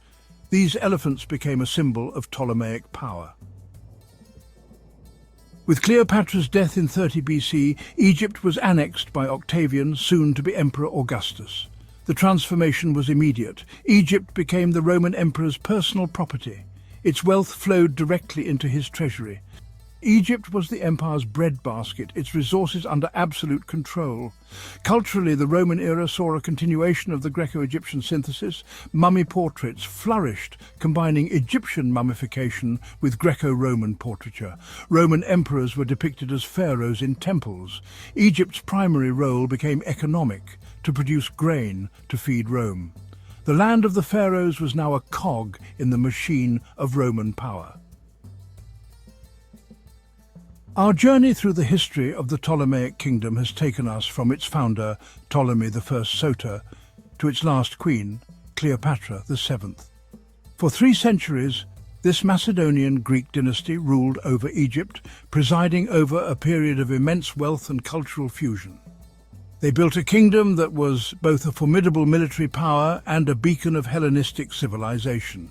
The Ptolemaic pharaohs presented themselves as legitimate successors to Egypt's ancient rulers. Yet the seeds of decay were sown within the dynasty itself, through weak rulers and family rivalries. This internal weakness made the Ptolemaic state vulnerable to the rising power of Rome. With Cleopatra's death, the line of the Ptolemies was extinguished. The last chapter of ancient Egypt had been written by a Greek dynasty. The Ptolemaic kingdom stands as one of history's most compelling experiments in syncretism. The Ptolemies engaged with Egyptian culture, fusing it with their own traditions, visible in their art and religion. The kingdom represents a bridge between Greece and the Near East. The intellectual fire lit in Ptolemaic Alexandria continues to cast a long shadow. It is a tale filled with larger-than-life characters from Ptolemy I to Cleopatra VII. The physical remains of their rule draw millions of visitors. It shows how cultures can collide and merge, creating new identities. Their story continues to fascinate us to this day.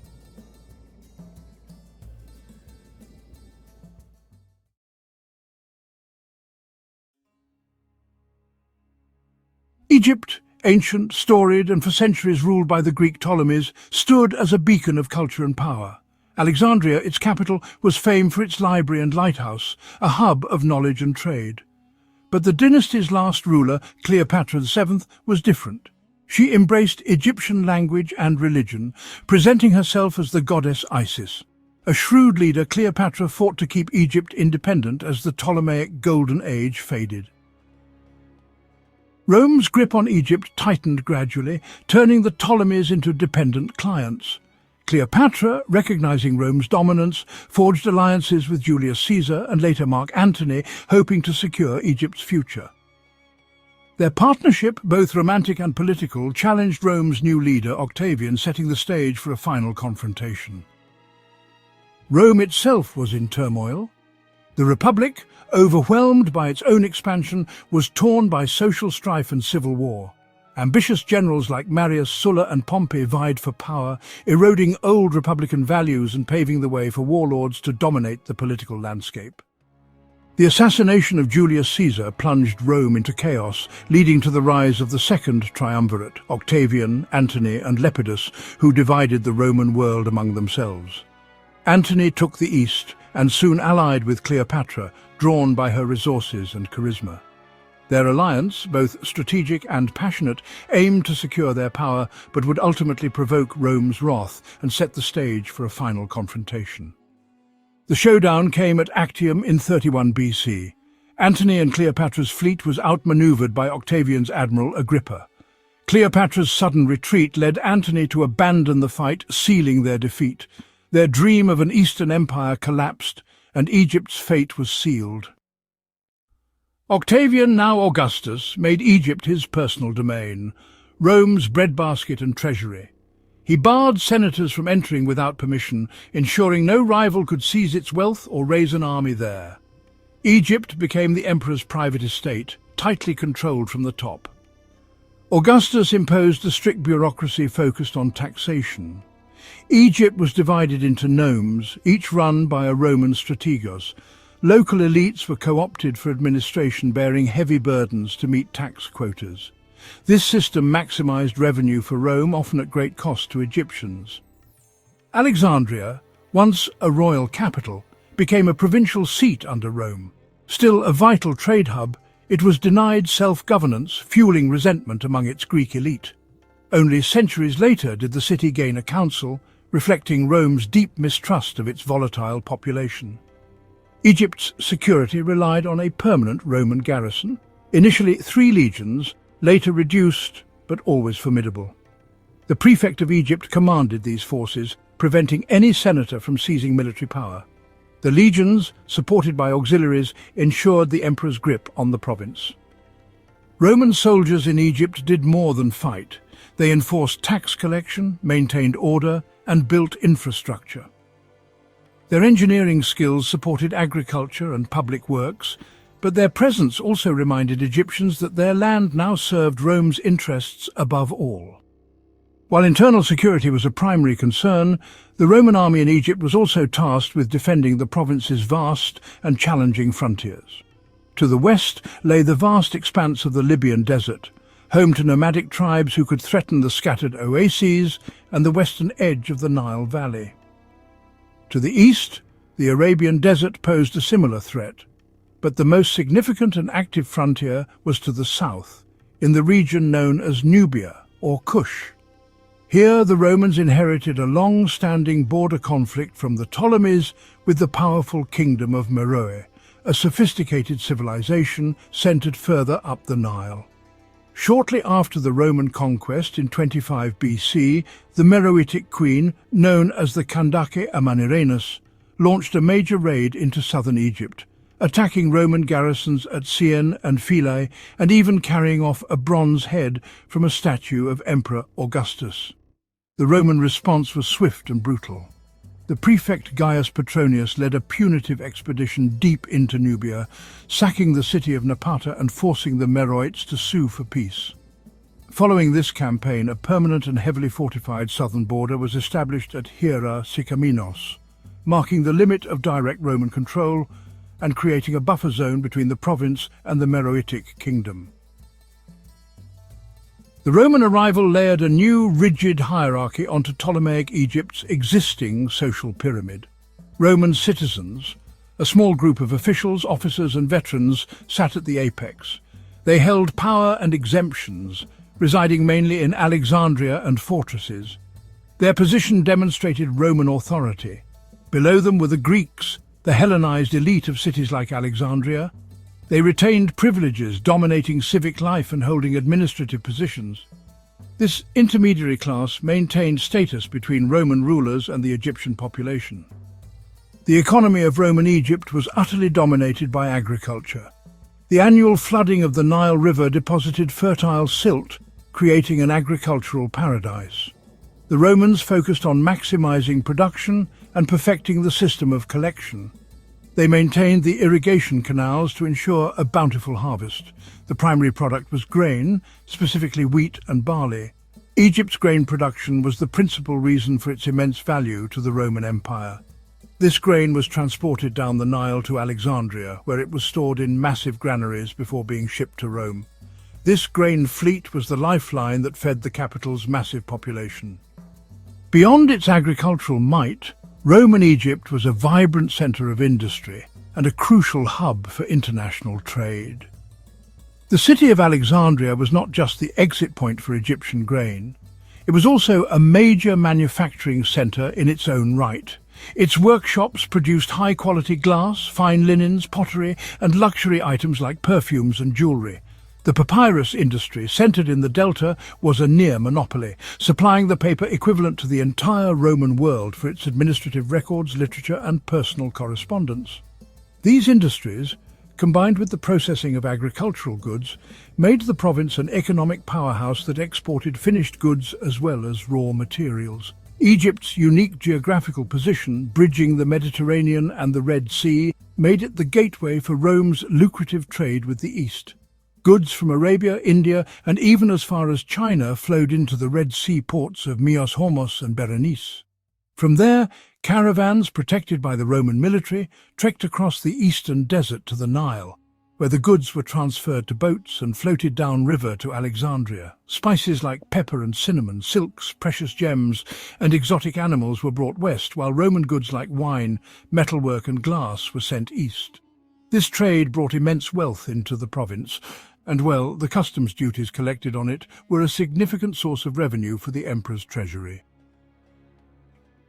When Rome conquered Egypt, it did not impose its own gods. The Romans were generally tolerant in religious matters. They encountered a pantheon of gods that had been worshipped along the Nile for 3,000 years. Life continued to revolve around the worship of their ancient deities. Gods like Horus, Thoth, and Sobek remained central to the spiritual life of the villages and towns in the Nile Valley. The local temples continued to function much as they had under the pharaohs. These were not just places of worship, but also major economic and cultural centers. The priesthood continued to perform the ancient daily rituals. For the ordinary Egyptian, these temples were the tangible link to the divine. The old ways were resilient. The Romans introduced the imperial cult, a state-sponsored veneration of the emperor, fostering loyalty across the empire. In Egypt, this cult built upon the tradition of the divine ruler. Temples were dedicated to emperors, and priests oversaw their worship. This practice was a mandatory expression of political allegiance, demonstrating loyalty to Rome. The cult was prominent in Alexandria, fused with the worship of the goddess Roma. Festivals and sacrifices were held in the emperor's honor, reinforcing the empire's might. Participation in the imperial cult was a crucial part of public life, a statement that all were subjects of the divine emperor. Among the deities worshipped in Roman Egypt, Isis achieved widespread popularity across the entire Roman Empire. Isis was the great mother goddess. Under the Romans, her cult became a major international religion. She was seen as a universal savior, a compassionate mother who offered her followers protection and rebirth. Her cult was a mystery religion, meaning its central rituals were revealed only to initiates. Temples to Isis, known as Iseums, sprang up in port cities and urban centers. Her iconography, the goddess nursing her infant son, became one of the most recognizable religious images of the age. The Roman conquest of Egypt did not bring an end to the grand tradition of temple building that had defined the landscape of the Nile Valley for millennia. Instead, the early Roman emperors, particularly those of the Julio-Claudian and Flavian dynasties, embraced this tradition as a powerful tool of statecraft. They continued the practice of the Ptolemaic kings before them, funding the construction and completion of magnificent temples dedicated to the ancient Egyptian gods. This architectural patronage served a crucial political purpose. By acting as pious pharaohs, Roman emperors legitimized their rule in the eyes of the Egyptian people and the influential native priesthood, seamlessly inserting themselves into a 3,000-year-old lineage of divine kingship and cosmic stewardship. These temples were built in a purely traditional Egyptian style, almost indistinguishable from those of the New Kingdom or Ptolemaic eras. They featured massive pylons, open-air courtyards, hyper-style halls with towering columns, and dimly lit inner sanctuaries. The walls were covered in intricate hieroglyphic inscriptions and detailed reliefs carved according to the ancient artistic canons. However, a closer look reveals the new reality of Roman power. Amidst the images of Horus, Isis and Amun-Ra, the figure of the Roman emperor appears, depicted in the full regalia of a pharaoh, wearing the double crown of Upper and Lower Egypt and making offerings to the gods, a visible statement of continuity and control. The Roman period witnessed the final flourishing of monumental Egyptian temple construction, a last great burst of architectural energy before the old religion began its slow decline. These structures stand today as some of the best-preserved temples in all of Egypt, precisely because they were the last to be built. The Temple of Horus at Edfu, though primarily a Ptolemaic construction, was finally completed under Roman rule. Its massive scale, perfect preservation, and the completeness of its inscriptions provide an unparalleled window into the religious and architectural world that the Romans inherited and, for a time, chose to sustain. It represents the culmination of centuries of pharaonic architectural evolution sponsored by Greek and Roman masters. Further south, near the traditional border of Egypt and Nubia, lies the island of Philae, a sacred site dedicated to the goddess Isis.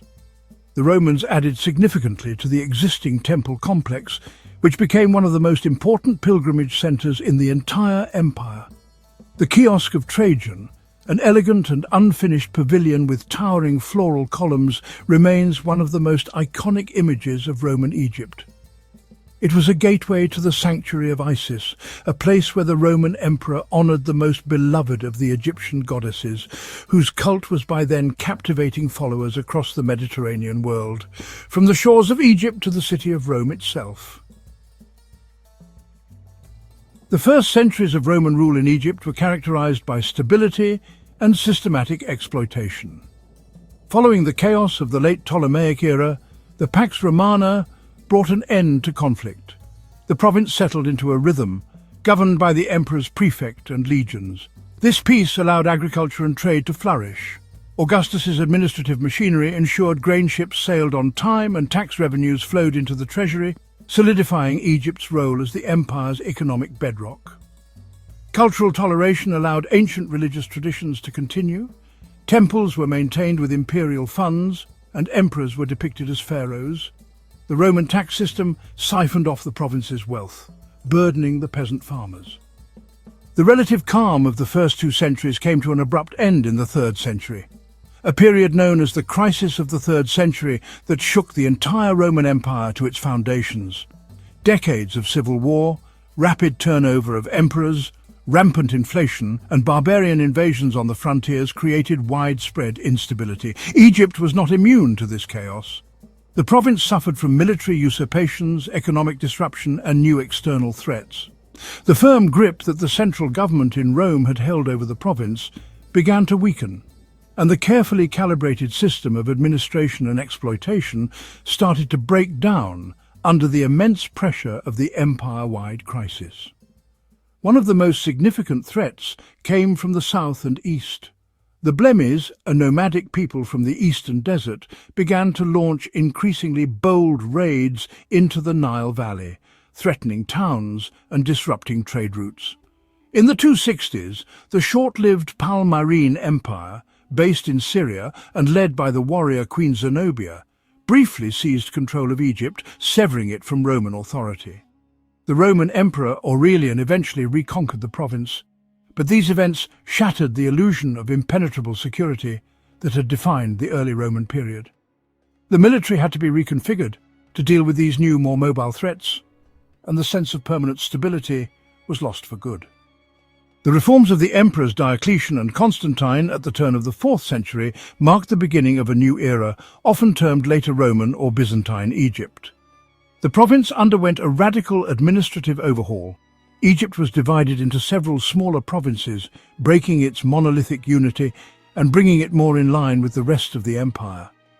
The old distinction between the emperor's personal province and senatorial provinces was abolished. A new, more complex bureaucracy was put in place, and the military and civil commands were separated. This was a fundamental reshaping of the government, moving away from the Augustan model towards the structure of the later Byzantine state. The most profound transformation of this period was the rise of Christianity.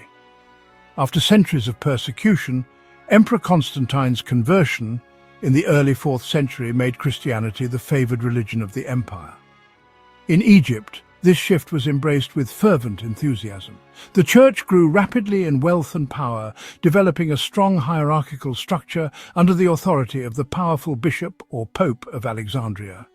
Monasticism, a new form of intense religious devotion, was born in the Egyptian deserts, with charismatic figures like St. Anthony attracting thousands of followers who sought to renounce the world for a life of prayer and asceticism. Egypt became a heartland of Christian thought and spirituality. Roman rule in Egypt wasn't a simple replacement, but a lasting transformation. The legions of Augustus absorbed a civilization, recognizing the immense value of its new prize. Rome imposed a rigid system of governance to extract wealth. Grain, gold and porphyry flowed from the Nile Valley, reshaping the Egyptian economy. This new order was built upon military power. The Roman garrison enforced the peace, protected tax collectors, and engineered infrastructure.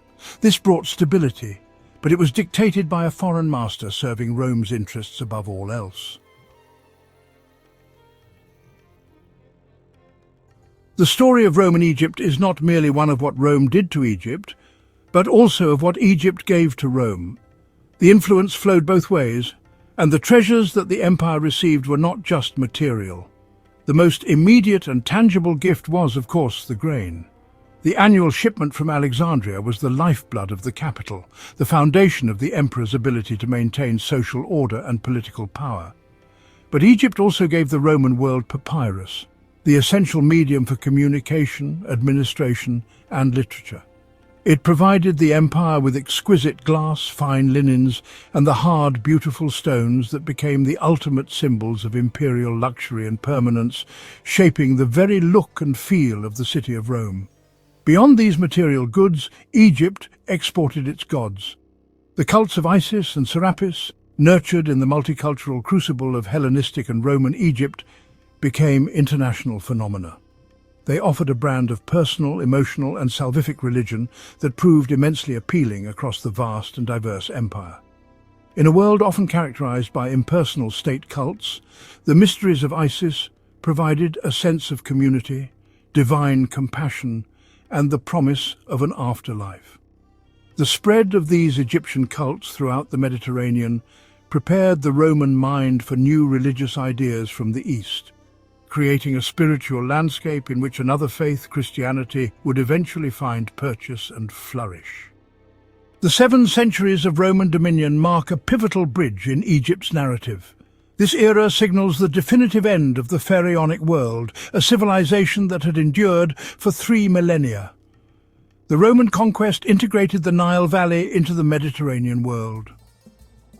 Yet even as ancient traditions faded, new forms of expression emerged, none more evocative than the haunting Fayum portraits. Painted nearly 2,000 years ago, the Fayum portraits are among the most vivid and personal relics of Roman Egypt. Created between the 1st and 3rd centuries AD, these lifelike images adorned the faces of mummified bodies, bridging the worlds of the living and the dead. They are found mostly in the Fayum region, west of the Nile, but their influence spread across the land.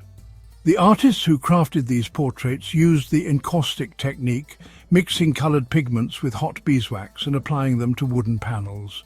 This method allowed for remarkable depth, luminosity and durability. The result?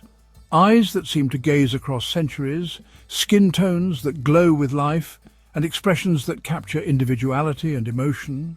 The wooden panels, often made from native sycamore or imported cedar, were carefully prepared. Artists layered rich colours, reds, ochres and deep blacks, using fine brushes and heated tools. Gold leaf sometimes adorned jewellery or clothing, highlighting the status of the deceased. Each portrait was unique, a testament to the sitter's identity, wealth and aspirations. The people depicted in the Fayum portraits were a blend of cultures, Egyptian, Greek, Roman and others, reflecting the cosmopolitan world of Roman Egypt. Their hairstyles, clothing and jewellery reveal shifting fashions and social status. Some wear traditional Egyptian amulets, while others display Roman togas or Greek-style tunics. The portraits capture a society in transition where ancient beliefs mingled with new customs. These images were not mere decorations. They served a profound funerary purpose, attached to the mummified bodies and placed in tombs. The portraits were meant to preserve the memory and presence of the deceased, ensuring recognition in the afterlife. They are a poignant fusion of Egyptian spiritual tradition and Greco-Roman realism. Archaeologists have uncovered hundreds of these portraits, often remarkably well preserved by the dry desert sands. Each discovery is a moment of connection, a face from antiquity meeting the gaze of the modern world. Today, the Fayum portraits are displayed in museums across the globe, celebrated for their artistry and humanity. Art historians regard the Fayum portraits as the earliest true-to-life painted portraits in history. Their influence echoes through the centuries, inspiring later traditions of portraiture in both East and West. They remind us that beneath the trappings of empire and the passage of time, the desire to be remembered, to be seen, remains universal. The language of administration shifted and hieroglyphics slowly faded. The Roman period represents a profound break with the past, a closing of the door on ancient Egypt. The ruins of Roman fortresses stand in the desert. Temples completed under Roman patronage are preserved in detail. But in the Fayum portraits, the faces of a lost world endure, silent, watchful and alive. The Fayum mummy portraits reveal the faces of the multicultural elite, a symbol of cultural fusion. In their gaze we glimpse the enduring echoes of a world transformed, where Egypt's ancient soul met the new realities of Rome, and where art became a bridge across time.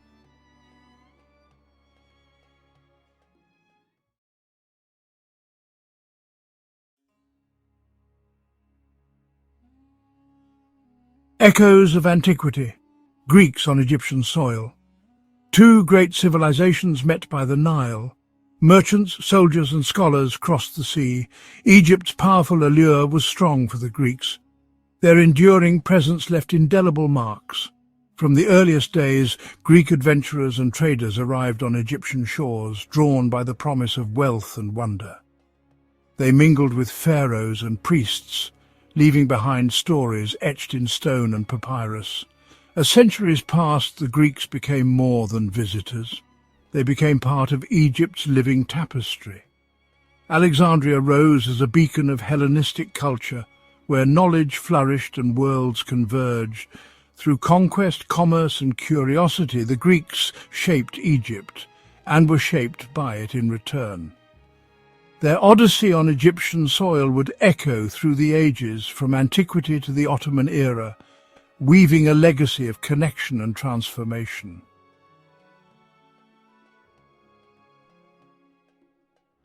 The arrival of Greeks in Egypt was not a single event. They came as adventurous traders and skilled soldiers. The 7th century BC marked a more formal beginning. Psammetichus used Greek mercenaries to secure power. Greek merchants established trading posts. Enterprising merchants from cities like Miletus brought goods. Soldiers of fortune offered their services. Their courage laid the groundwork for larger communities.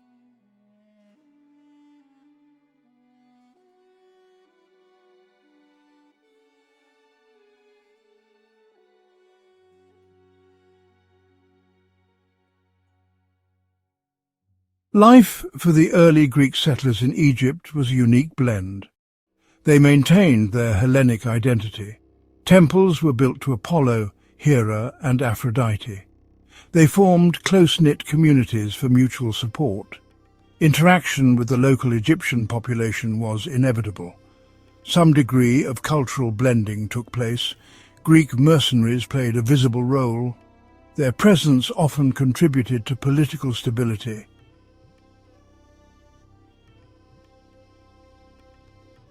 The great Macedonian king, Alexander, turned his gaze towards Egypt, a land of ancient wonders and enduring mysteries.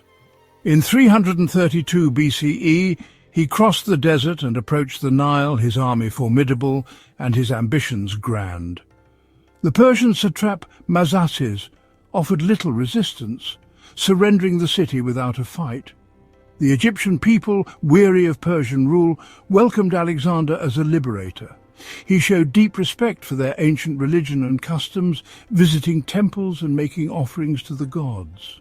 Alexander was even declared the son of Amun at the oracle of Siwa, cementing his legitimacy in the eyes of the Egyptians.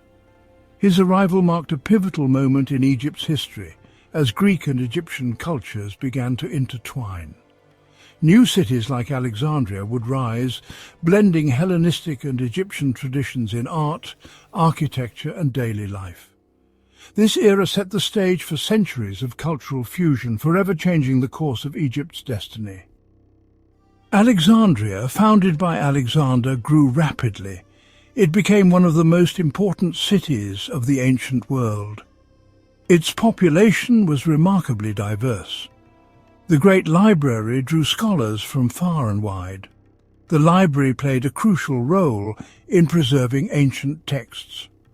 Alexandria became an unparalleled centre for scholarship and learning.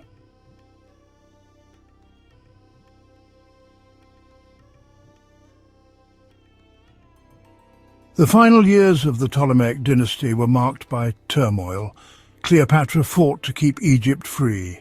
The Battle of Actium sealed Egypt's fate. Octavian defeated Antony and Cleopatra. Cleopatra chose death over Roman subjugation. Egypt became a Roman province, marking a monumental turning point.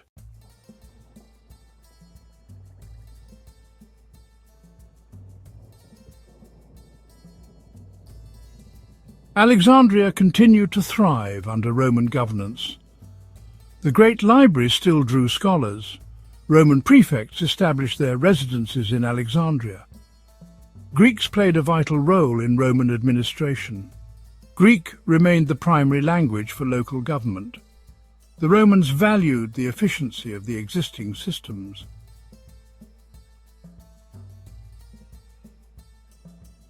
A new chapter unfolded with the formal division of the Roman Empire. This occurred in the year 395 AD, splitting the empire into west and east. Egypt became a crucial province of the Eastern Roman Empire. This eastern realm is more commonly known to historians as the Byzantine Empire. Its magnificent capital city was Constantinople, the new Rome on the Bosphorus. Egypt continued to hold immense importance for its Byzantine rulers.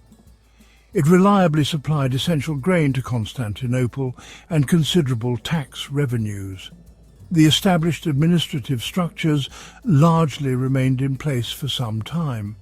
However, they gradually acquired a more distinctly Byzantine character over centuries. This transition marked another long and significant era for Greeks in Egypt. The Byzantine period witnessed the profound and widespread Christianization of Egypt. The ancient land of pharaohs slowly embraced the new faith. Alexandria solidified its position as one of the foremost centers of Christian theology. It was home to many influential patriarchs, monks, and religious thinkers.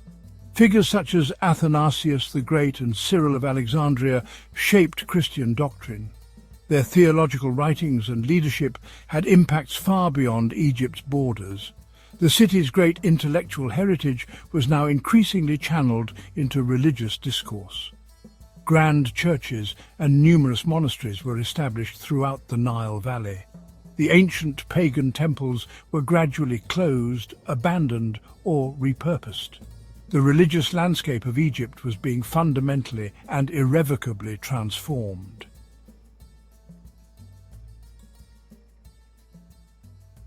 The winds of change swept across Egypt in the 7th century AD.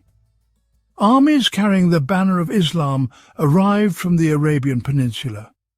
Byzantine rule began to crumble. The conquest, led by Amr ibn al-As, was swift.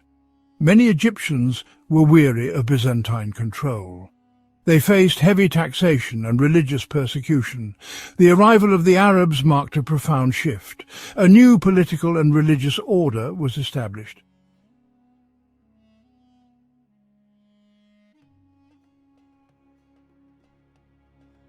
The Fatimid Caliphate conquered Egypt in 969 AD, establishing a Shia Islamic dynasty.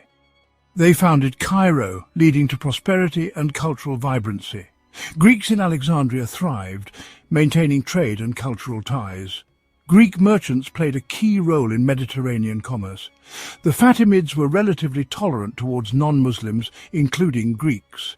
Greek intellectual heritage influenced Islamic learning during this period.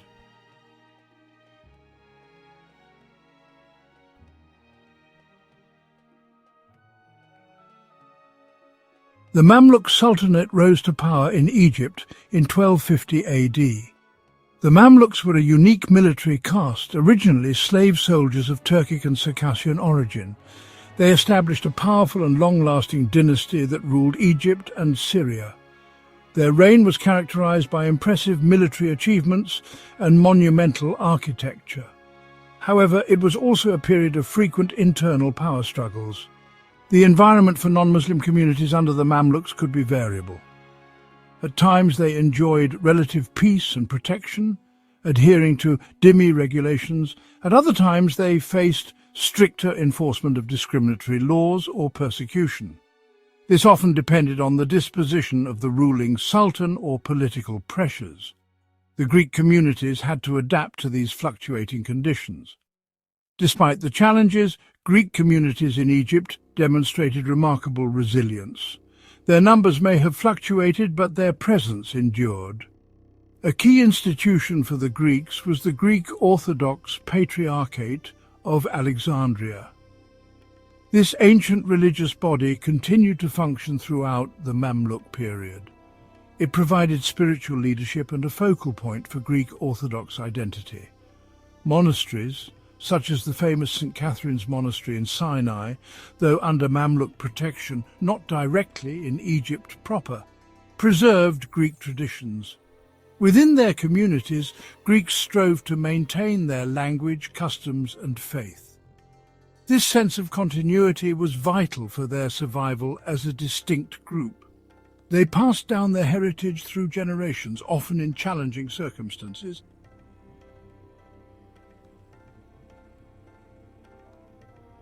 In 1517, the Ottoman Sultan Selim I decisively conquered Egypt. This momentous event brought an end to the Mamluk Sultanate. Egypt was incorporated into the vast and powerful Ottoman Empire. This new imperial structure would govern the land for the next 4 centuries. For the Greek communities in Egypt, the arrival of the Ottomans heralded a new chapter. The Ottomans, having conquered Constantinople in 1453, already ruled over many Greeks. The Greek Orthodox Patriarch of Constantinople held a significant position within the Ottoman system. This existing framework influenced how Greeks in Egypt were administered. Initially, the transition brought changes to the ruling elite and administrative hierarchies. One remarkable aspect of the Ottoman era was the rise of individuals of Greek ancestry. Many rose to positions of significant power and influence within the Ottoman state. Some of these individuals came through the devshirme system. This was the practice of levying boys from Christian families in the Balkans. These boys were converted to Islam and educated to serve the Sultan. Others, particularly the Phanariot Greeks from Constantinople, gained prominence. They excelled as diplomats, administrators, and provincial governors. Their linguistic skills, education, and commercial acumen were highly valued.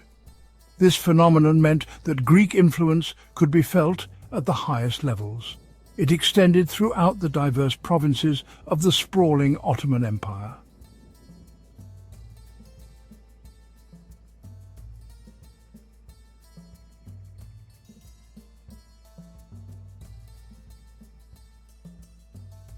The long and captivating odyssey of Greeks in Egypt has unfolded before us.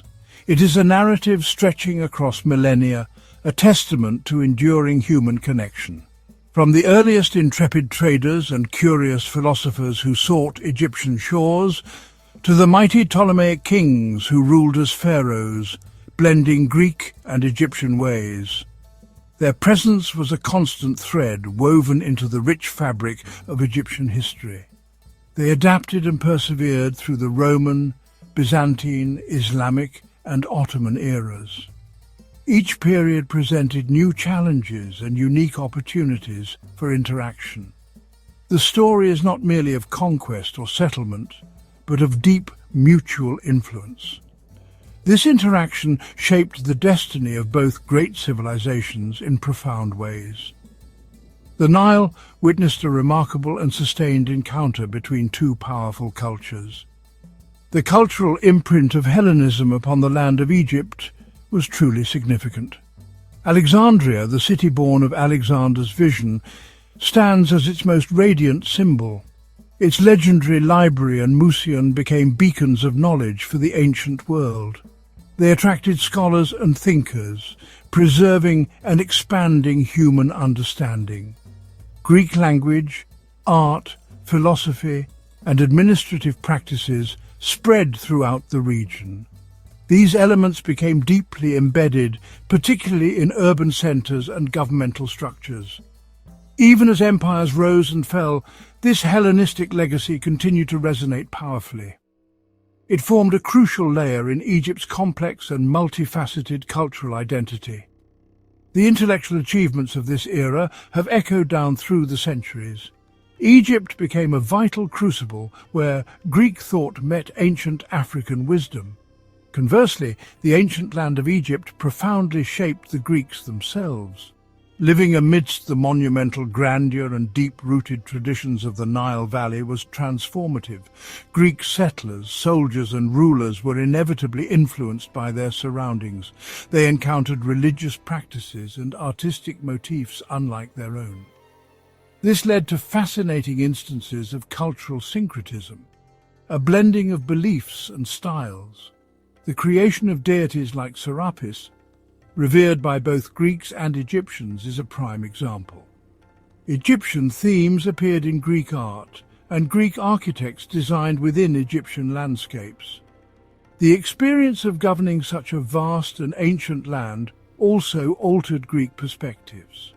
It broadened their worldview and contributed to the cosmopolitan nature of Hellenistic culture. This reciprocal exchange enriched both societies in countless, often subtle ways.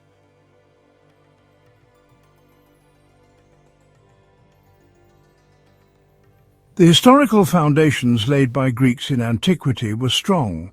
These foundations allowed for a notable resurgence of Greek communities in Egypt. This was particularly evident in the 19th and early 20th centuries. Greek entrepreneurs, merchants and intellectuals played a significant role. They contributed greatly to the economic and cultural development of modern Egypt. Cities like Alexandria and Cairo saw flourishing Hellenic communities. Their impact on commerce, industry and the arts was substantial. This demonstrates the enduring nature of the Greco-Egyptian connection over time. Their long journey through Egyptian history has left a legacy that continues to resonate. It serves as a reminder of the intricate and fascinating ways cultures can meet and merge. The echoes of their presence are still discernible by the timeless flow of the Nile.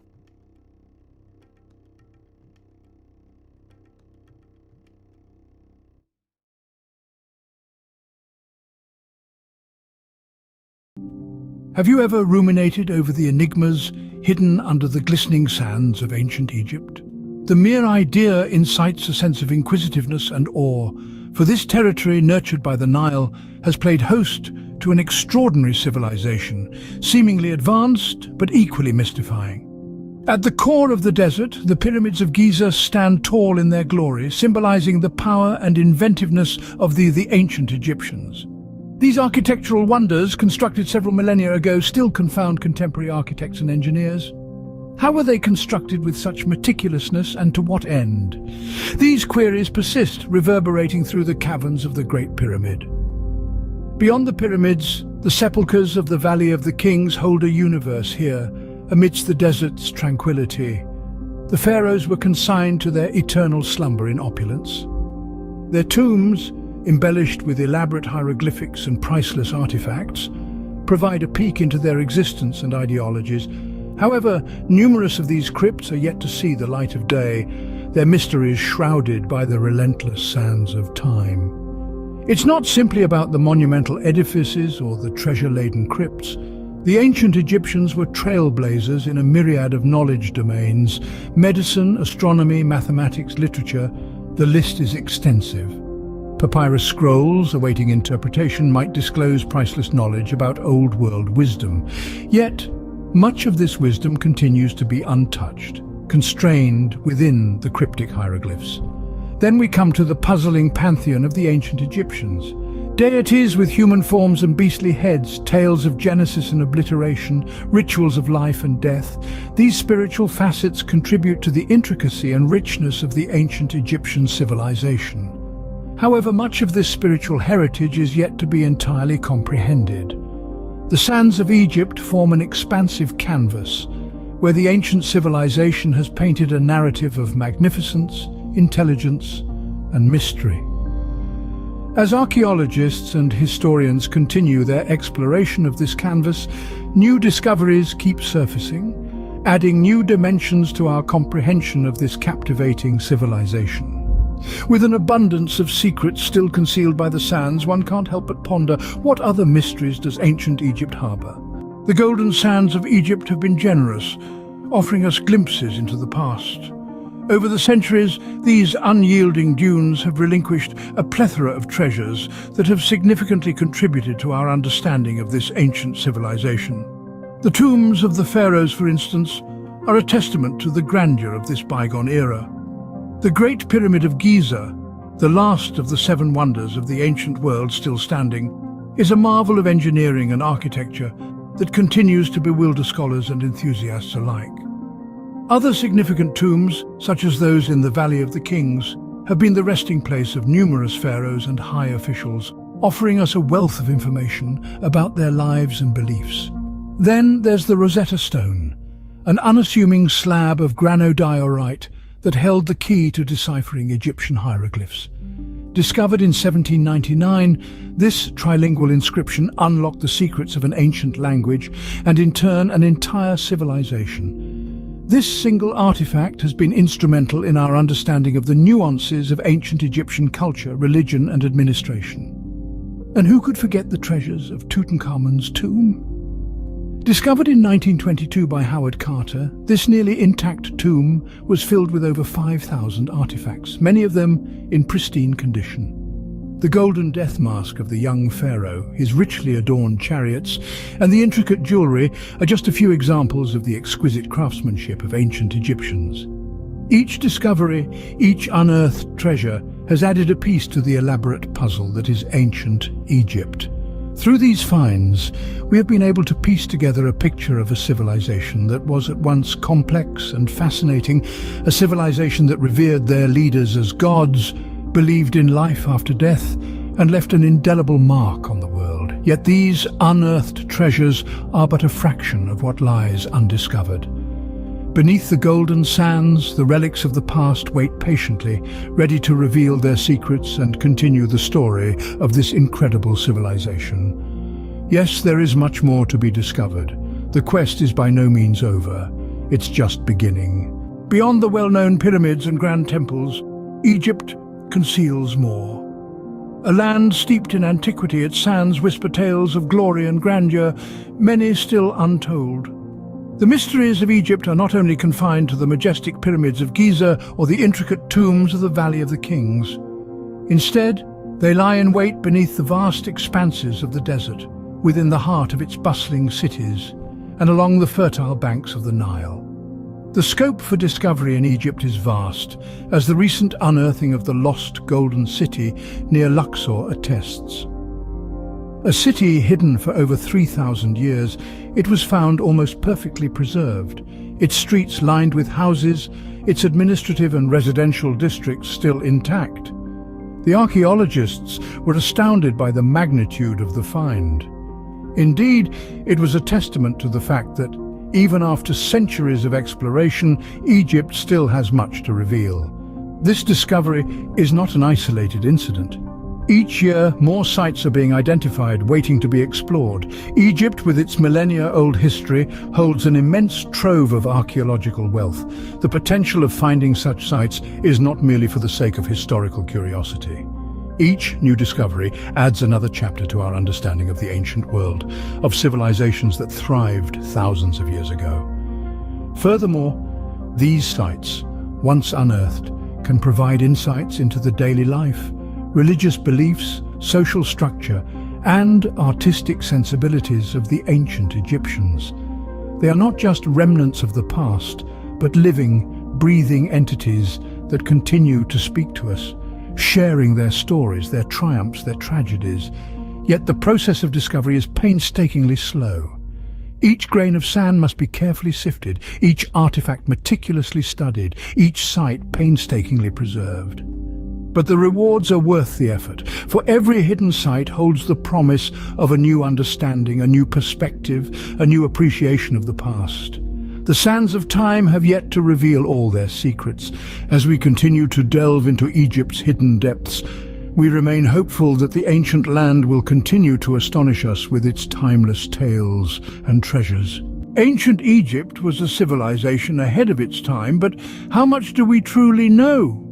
Indeed, the civilization that thrived on the banks of the Nile was a beacon of human achievement, a testament to what ingenuity can accomplish. Let's delve into the realm of the ancient Egyptians' advanced knowledge. Consider their understanding of astronomy. They were among the first to chart the stars, establishing the basis for the modern 12-month calendar.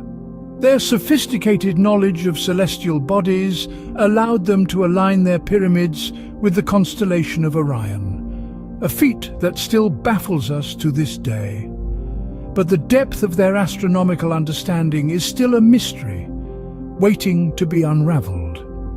In the field of medicine, the ancient Egyptians were pioneers. They performed complex surgeries, developed an array of medicinal treatments, and had an understanding of the human body that was years ahead of their time. The Ebers Papyrus, one of the oldest medical documents in existence, is a testament to their medical acumen. Yet we are only beginning to scratch the surface of their medical knowledge. Architecture was another area where the Egyptians excelled. The pyramids, the Sphinx, the temples, all stand as enduring symbols of their architectural prowess. But the principles behind their construction, the techniques they used, the tools they had, much of it remains shrouded in mystery. And let's not forget agriculture. The ancient Egyptians, through their intricate irrigation systems and knowledge of the Nile's flooding cycles, were able to turn the desert into a fertile oasis. The principles they employed are still in use today. But again, we have only a fragment of their agricultural knowledge. The ancient Egyptians were a civilization ahead of its time. Their knowledge in various fields was profound, and much of it remains untapped. We've inherited the remnants of their wisdom, but there is so much more to discover, so much more to understand. The wisdom of the ancients awaits in the shadows of the pyramids. The quest to unravel the mysteries of ancient Egypt is far from over. Indeed, the sands of Egypt continue to safeguard secrets that have yet to be revealed. Ongoing excavations and research carried out by intrepid archaeologists and historians are still unearthing treasures and knowledge that boggle the mind and challenge our understanding of this ancient civilization. In the heart of Egypt, beneath the blazing sun, the archaeologists' spades slice through the sands like a pen on a blank canvas, each stroke revealing a new layer of history, a new piece of the puzzle. Their work is not merely a job, but a passion, fueled by the allure of discovery. They are the true custodians of our past, painstakingly sifting through the sands of time. But it's not just about uncovering treasures, it's about deciphering the stories they tell. Every artifact, every inscription, every monument holds a narrative waiting to be understood. It's a complex jigsaw puzzle, and each discovery is a piece that brings us closer to seeing the full picture. The potential for new findings is vast, from the secrets of the Sphinx to the mysteries of the pyramids, from the enigmatic hieroglyphs to the lost tombs of the pharaohs. The possibilities are countless, and with each new discovery we gain a deeper understanding of the life, culture and wisdom of the ancient Egyptians. But this quest is not without its responsibilities. It's crucial that we preserve these historical sites and artifacts. They are our direct link to the past, a tangible testament to our shared human history. And they are a heritage that we must protect for future generations to learn from and appreciate. As we continue to dig deeper into the sands of Egypt, we inch closer to understanding the enigma of this ancient civilization.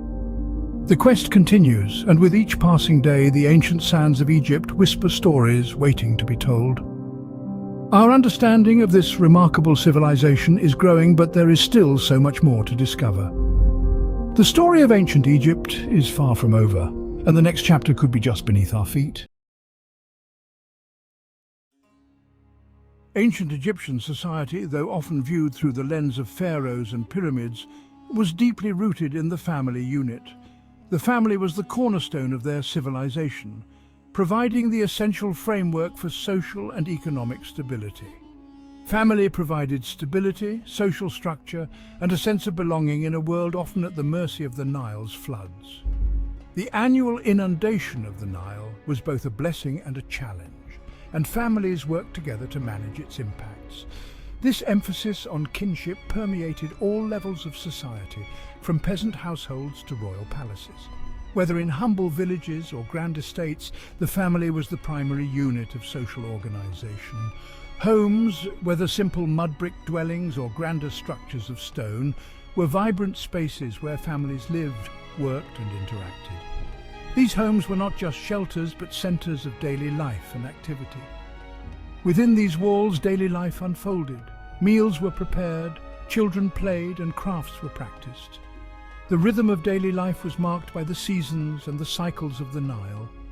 The household was a microcosm of Egyptian society, reflecting the hierarchical structure of the wider world. Each member had a role to play, contributing to the family's well-being and prosperity.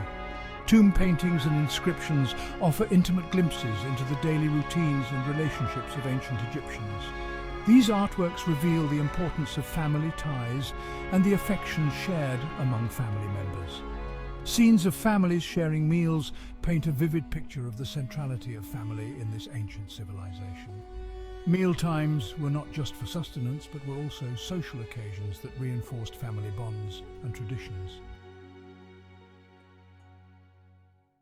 Daily life in ancient Egypt was a tapestry woven from routine tasks, religious observances, and social interactions. Men, typically responsible for agricultural labor, crafts, or trade, were the primary breadwinners. Women, while often managing the domestic sphere, actively participated in various economic activities. They engaged in tasks such as brewing beer, weaving textiles, and managing household finances. The home itself was a place of activity, with tasks often shared among family members. Children assisted with chores and learned the skills necessary for adulthood. This division of labor fostered a sense of interdependence within the family unit. The household reflected the importance of order, balance, and shared responsibility. Contrary to popular belief, ancient Egyptian women enjoyed a surprising degree of legal and economic independence. They could own property, engage in business transactions, and even represent themselves in court. Women held positions of respect within the family structure. Mothers were highly revered, and their influence was significant. While women possessed legal rights and societal respect, their lives were still shaped by gender roles within the patriarchal structure. The realities of daily life, childbirth, and societal expectations influenced their experiences. From fields to palaces, social stratification and daily life. Ancient Egyptian society was highly stratified, with a clear hierarchy influencing every aspect of life. At the apex stood the pharaoh, followed by priests, nobles, and high-ranking officials. These individuals enjoyed lives of privilege, inhabiting opulent homes and wielding considerable power. Commoners, who constituted the vast majority, led more modest lives. Despite disparities in wealth and status, shared religious beliefs and cultural practices united Egyptians across social strata. All Egyptians venerated the same gods, observed similar funerary rituals, and shared a common cultural identity. The ties that bind marriage, family, and inheritance.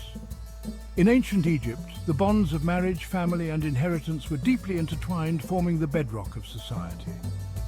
Marriage in ancient Egypt was primarily a social and economic contract, ensuring the continuation of the family line. These unions were meticulously documented, often involving detailed contracts that outlined the responsibilities and expectations of both parties. Marriages were often arranged to forge alliances and secure advantageous social connections. These alliances were not just personal, but also political, strengthening ties between powerful families and communities. Most marriages were monogamous, although men of high status could take secondary wives or concubines. This practice was more common among the elite, reflecting their wealth and social standing. Women had a degree of protection within marriage, with laws safeguarding their property rights and inheritance. These laws ensured that women could maintain some level of independence and security, even within a patriarchal society. Divorce was a possibility for both men and women, albeit with certain social and economic consequences. The process could be complex, often involving negotiations over property and custody of children.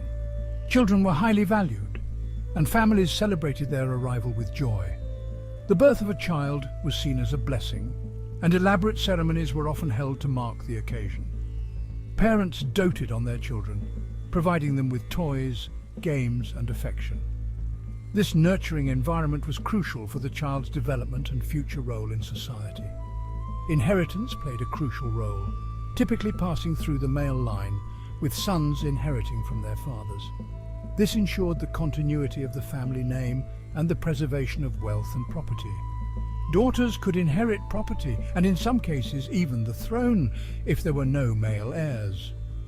This was particularly true in royal families, where the absence of a male heir could lead to a daughter ascending to power, ensuring the stability of the dynasty. furnishing the past homes and possessions. The homes of ancient Egyptians, whether modest mud brick dwellings or grand estates, were spaces where daily life unfolded. These homes were not just shelters, but the heart of family life, where traditions and daily routines were carried out. Most homes were designed around a central courtyard, providing light and ventilation. This architectural feature was crucial in the hot climate, ensuring that the living spaces remained cool and comfortable. This open space often served as an extension of the living area where families gathered for meals and socializing. It was a place for children to play, for adults to work, and for everyone to relax and enjoy each other's company. Furniture was typically simple and functional, with wooden frames covered with woven mats for beds. These beds provided a basic yet comfortable place to rest after a day's work. Chests and boxes stored clothing and personal belongings, while pottery vessels held food and drink. These storage solutions were essential for keeping the home organized and ensuring that daily necessities were easily accessible. Wealthier homes had brightly colored paintings depicting scenes from daily life and religious rituals. These artworks added a touch of elegance and reflected the homeowner's taste and social status.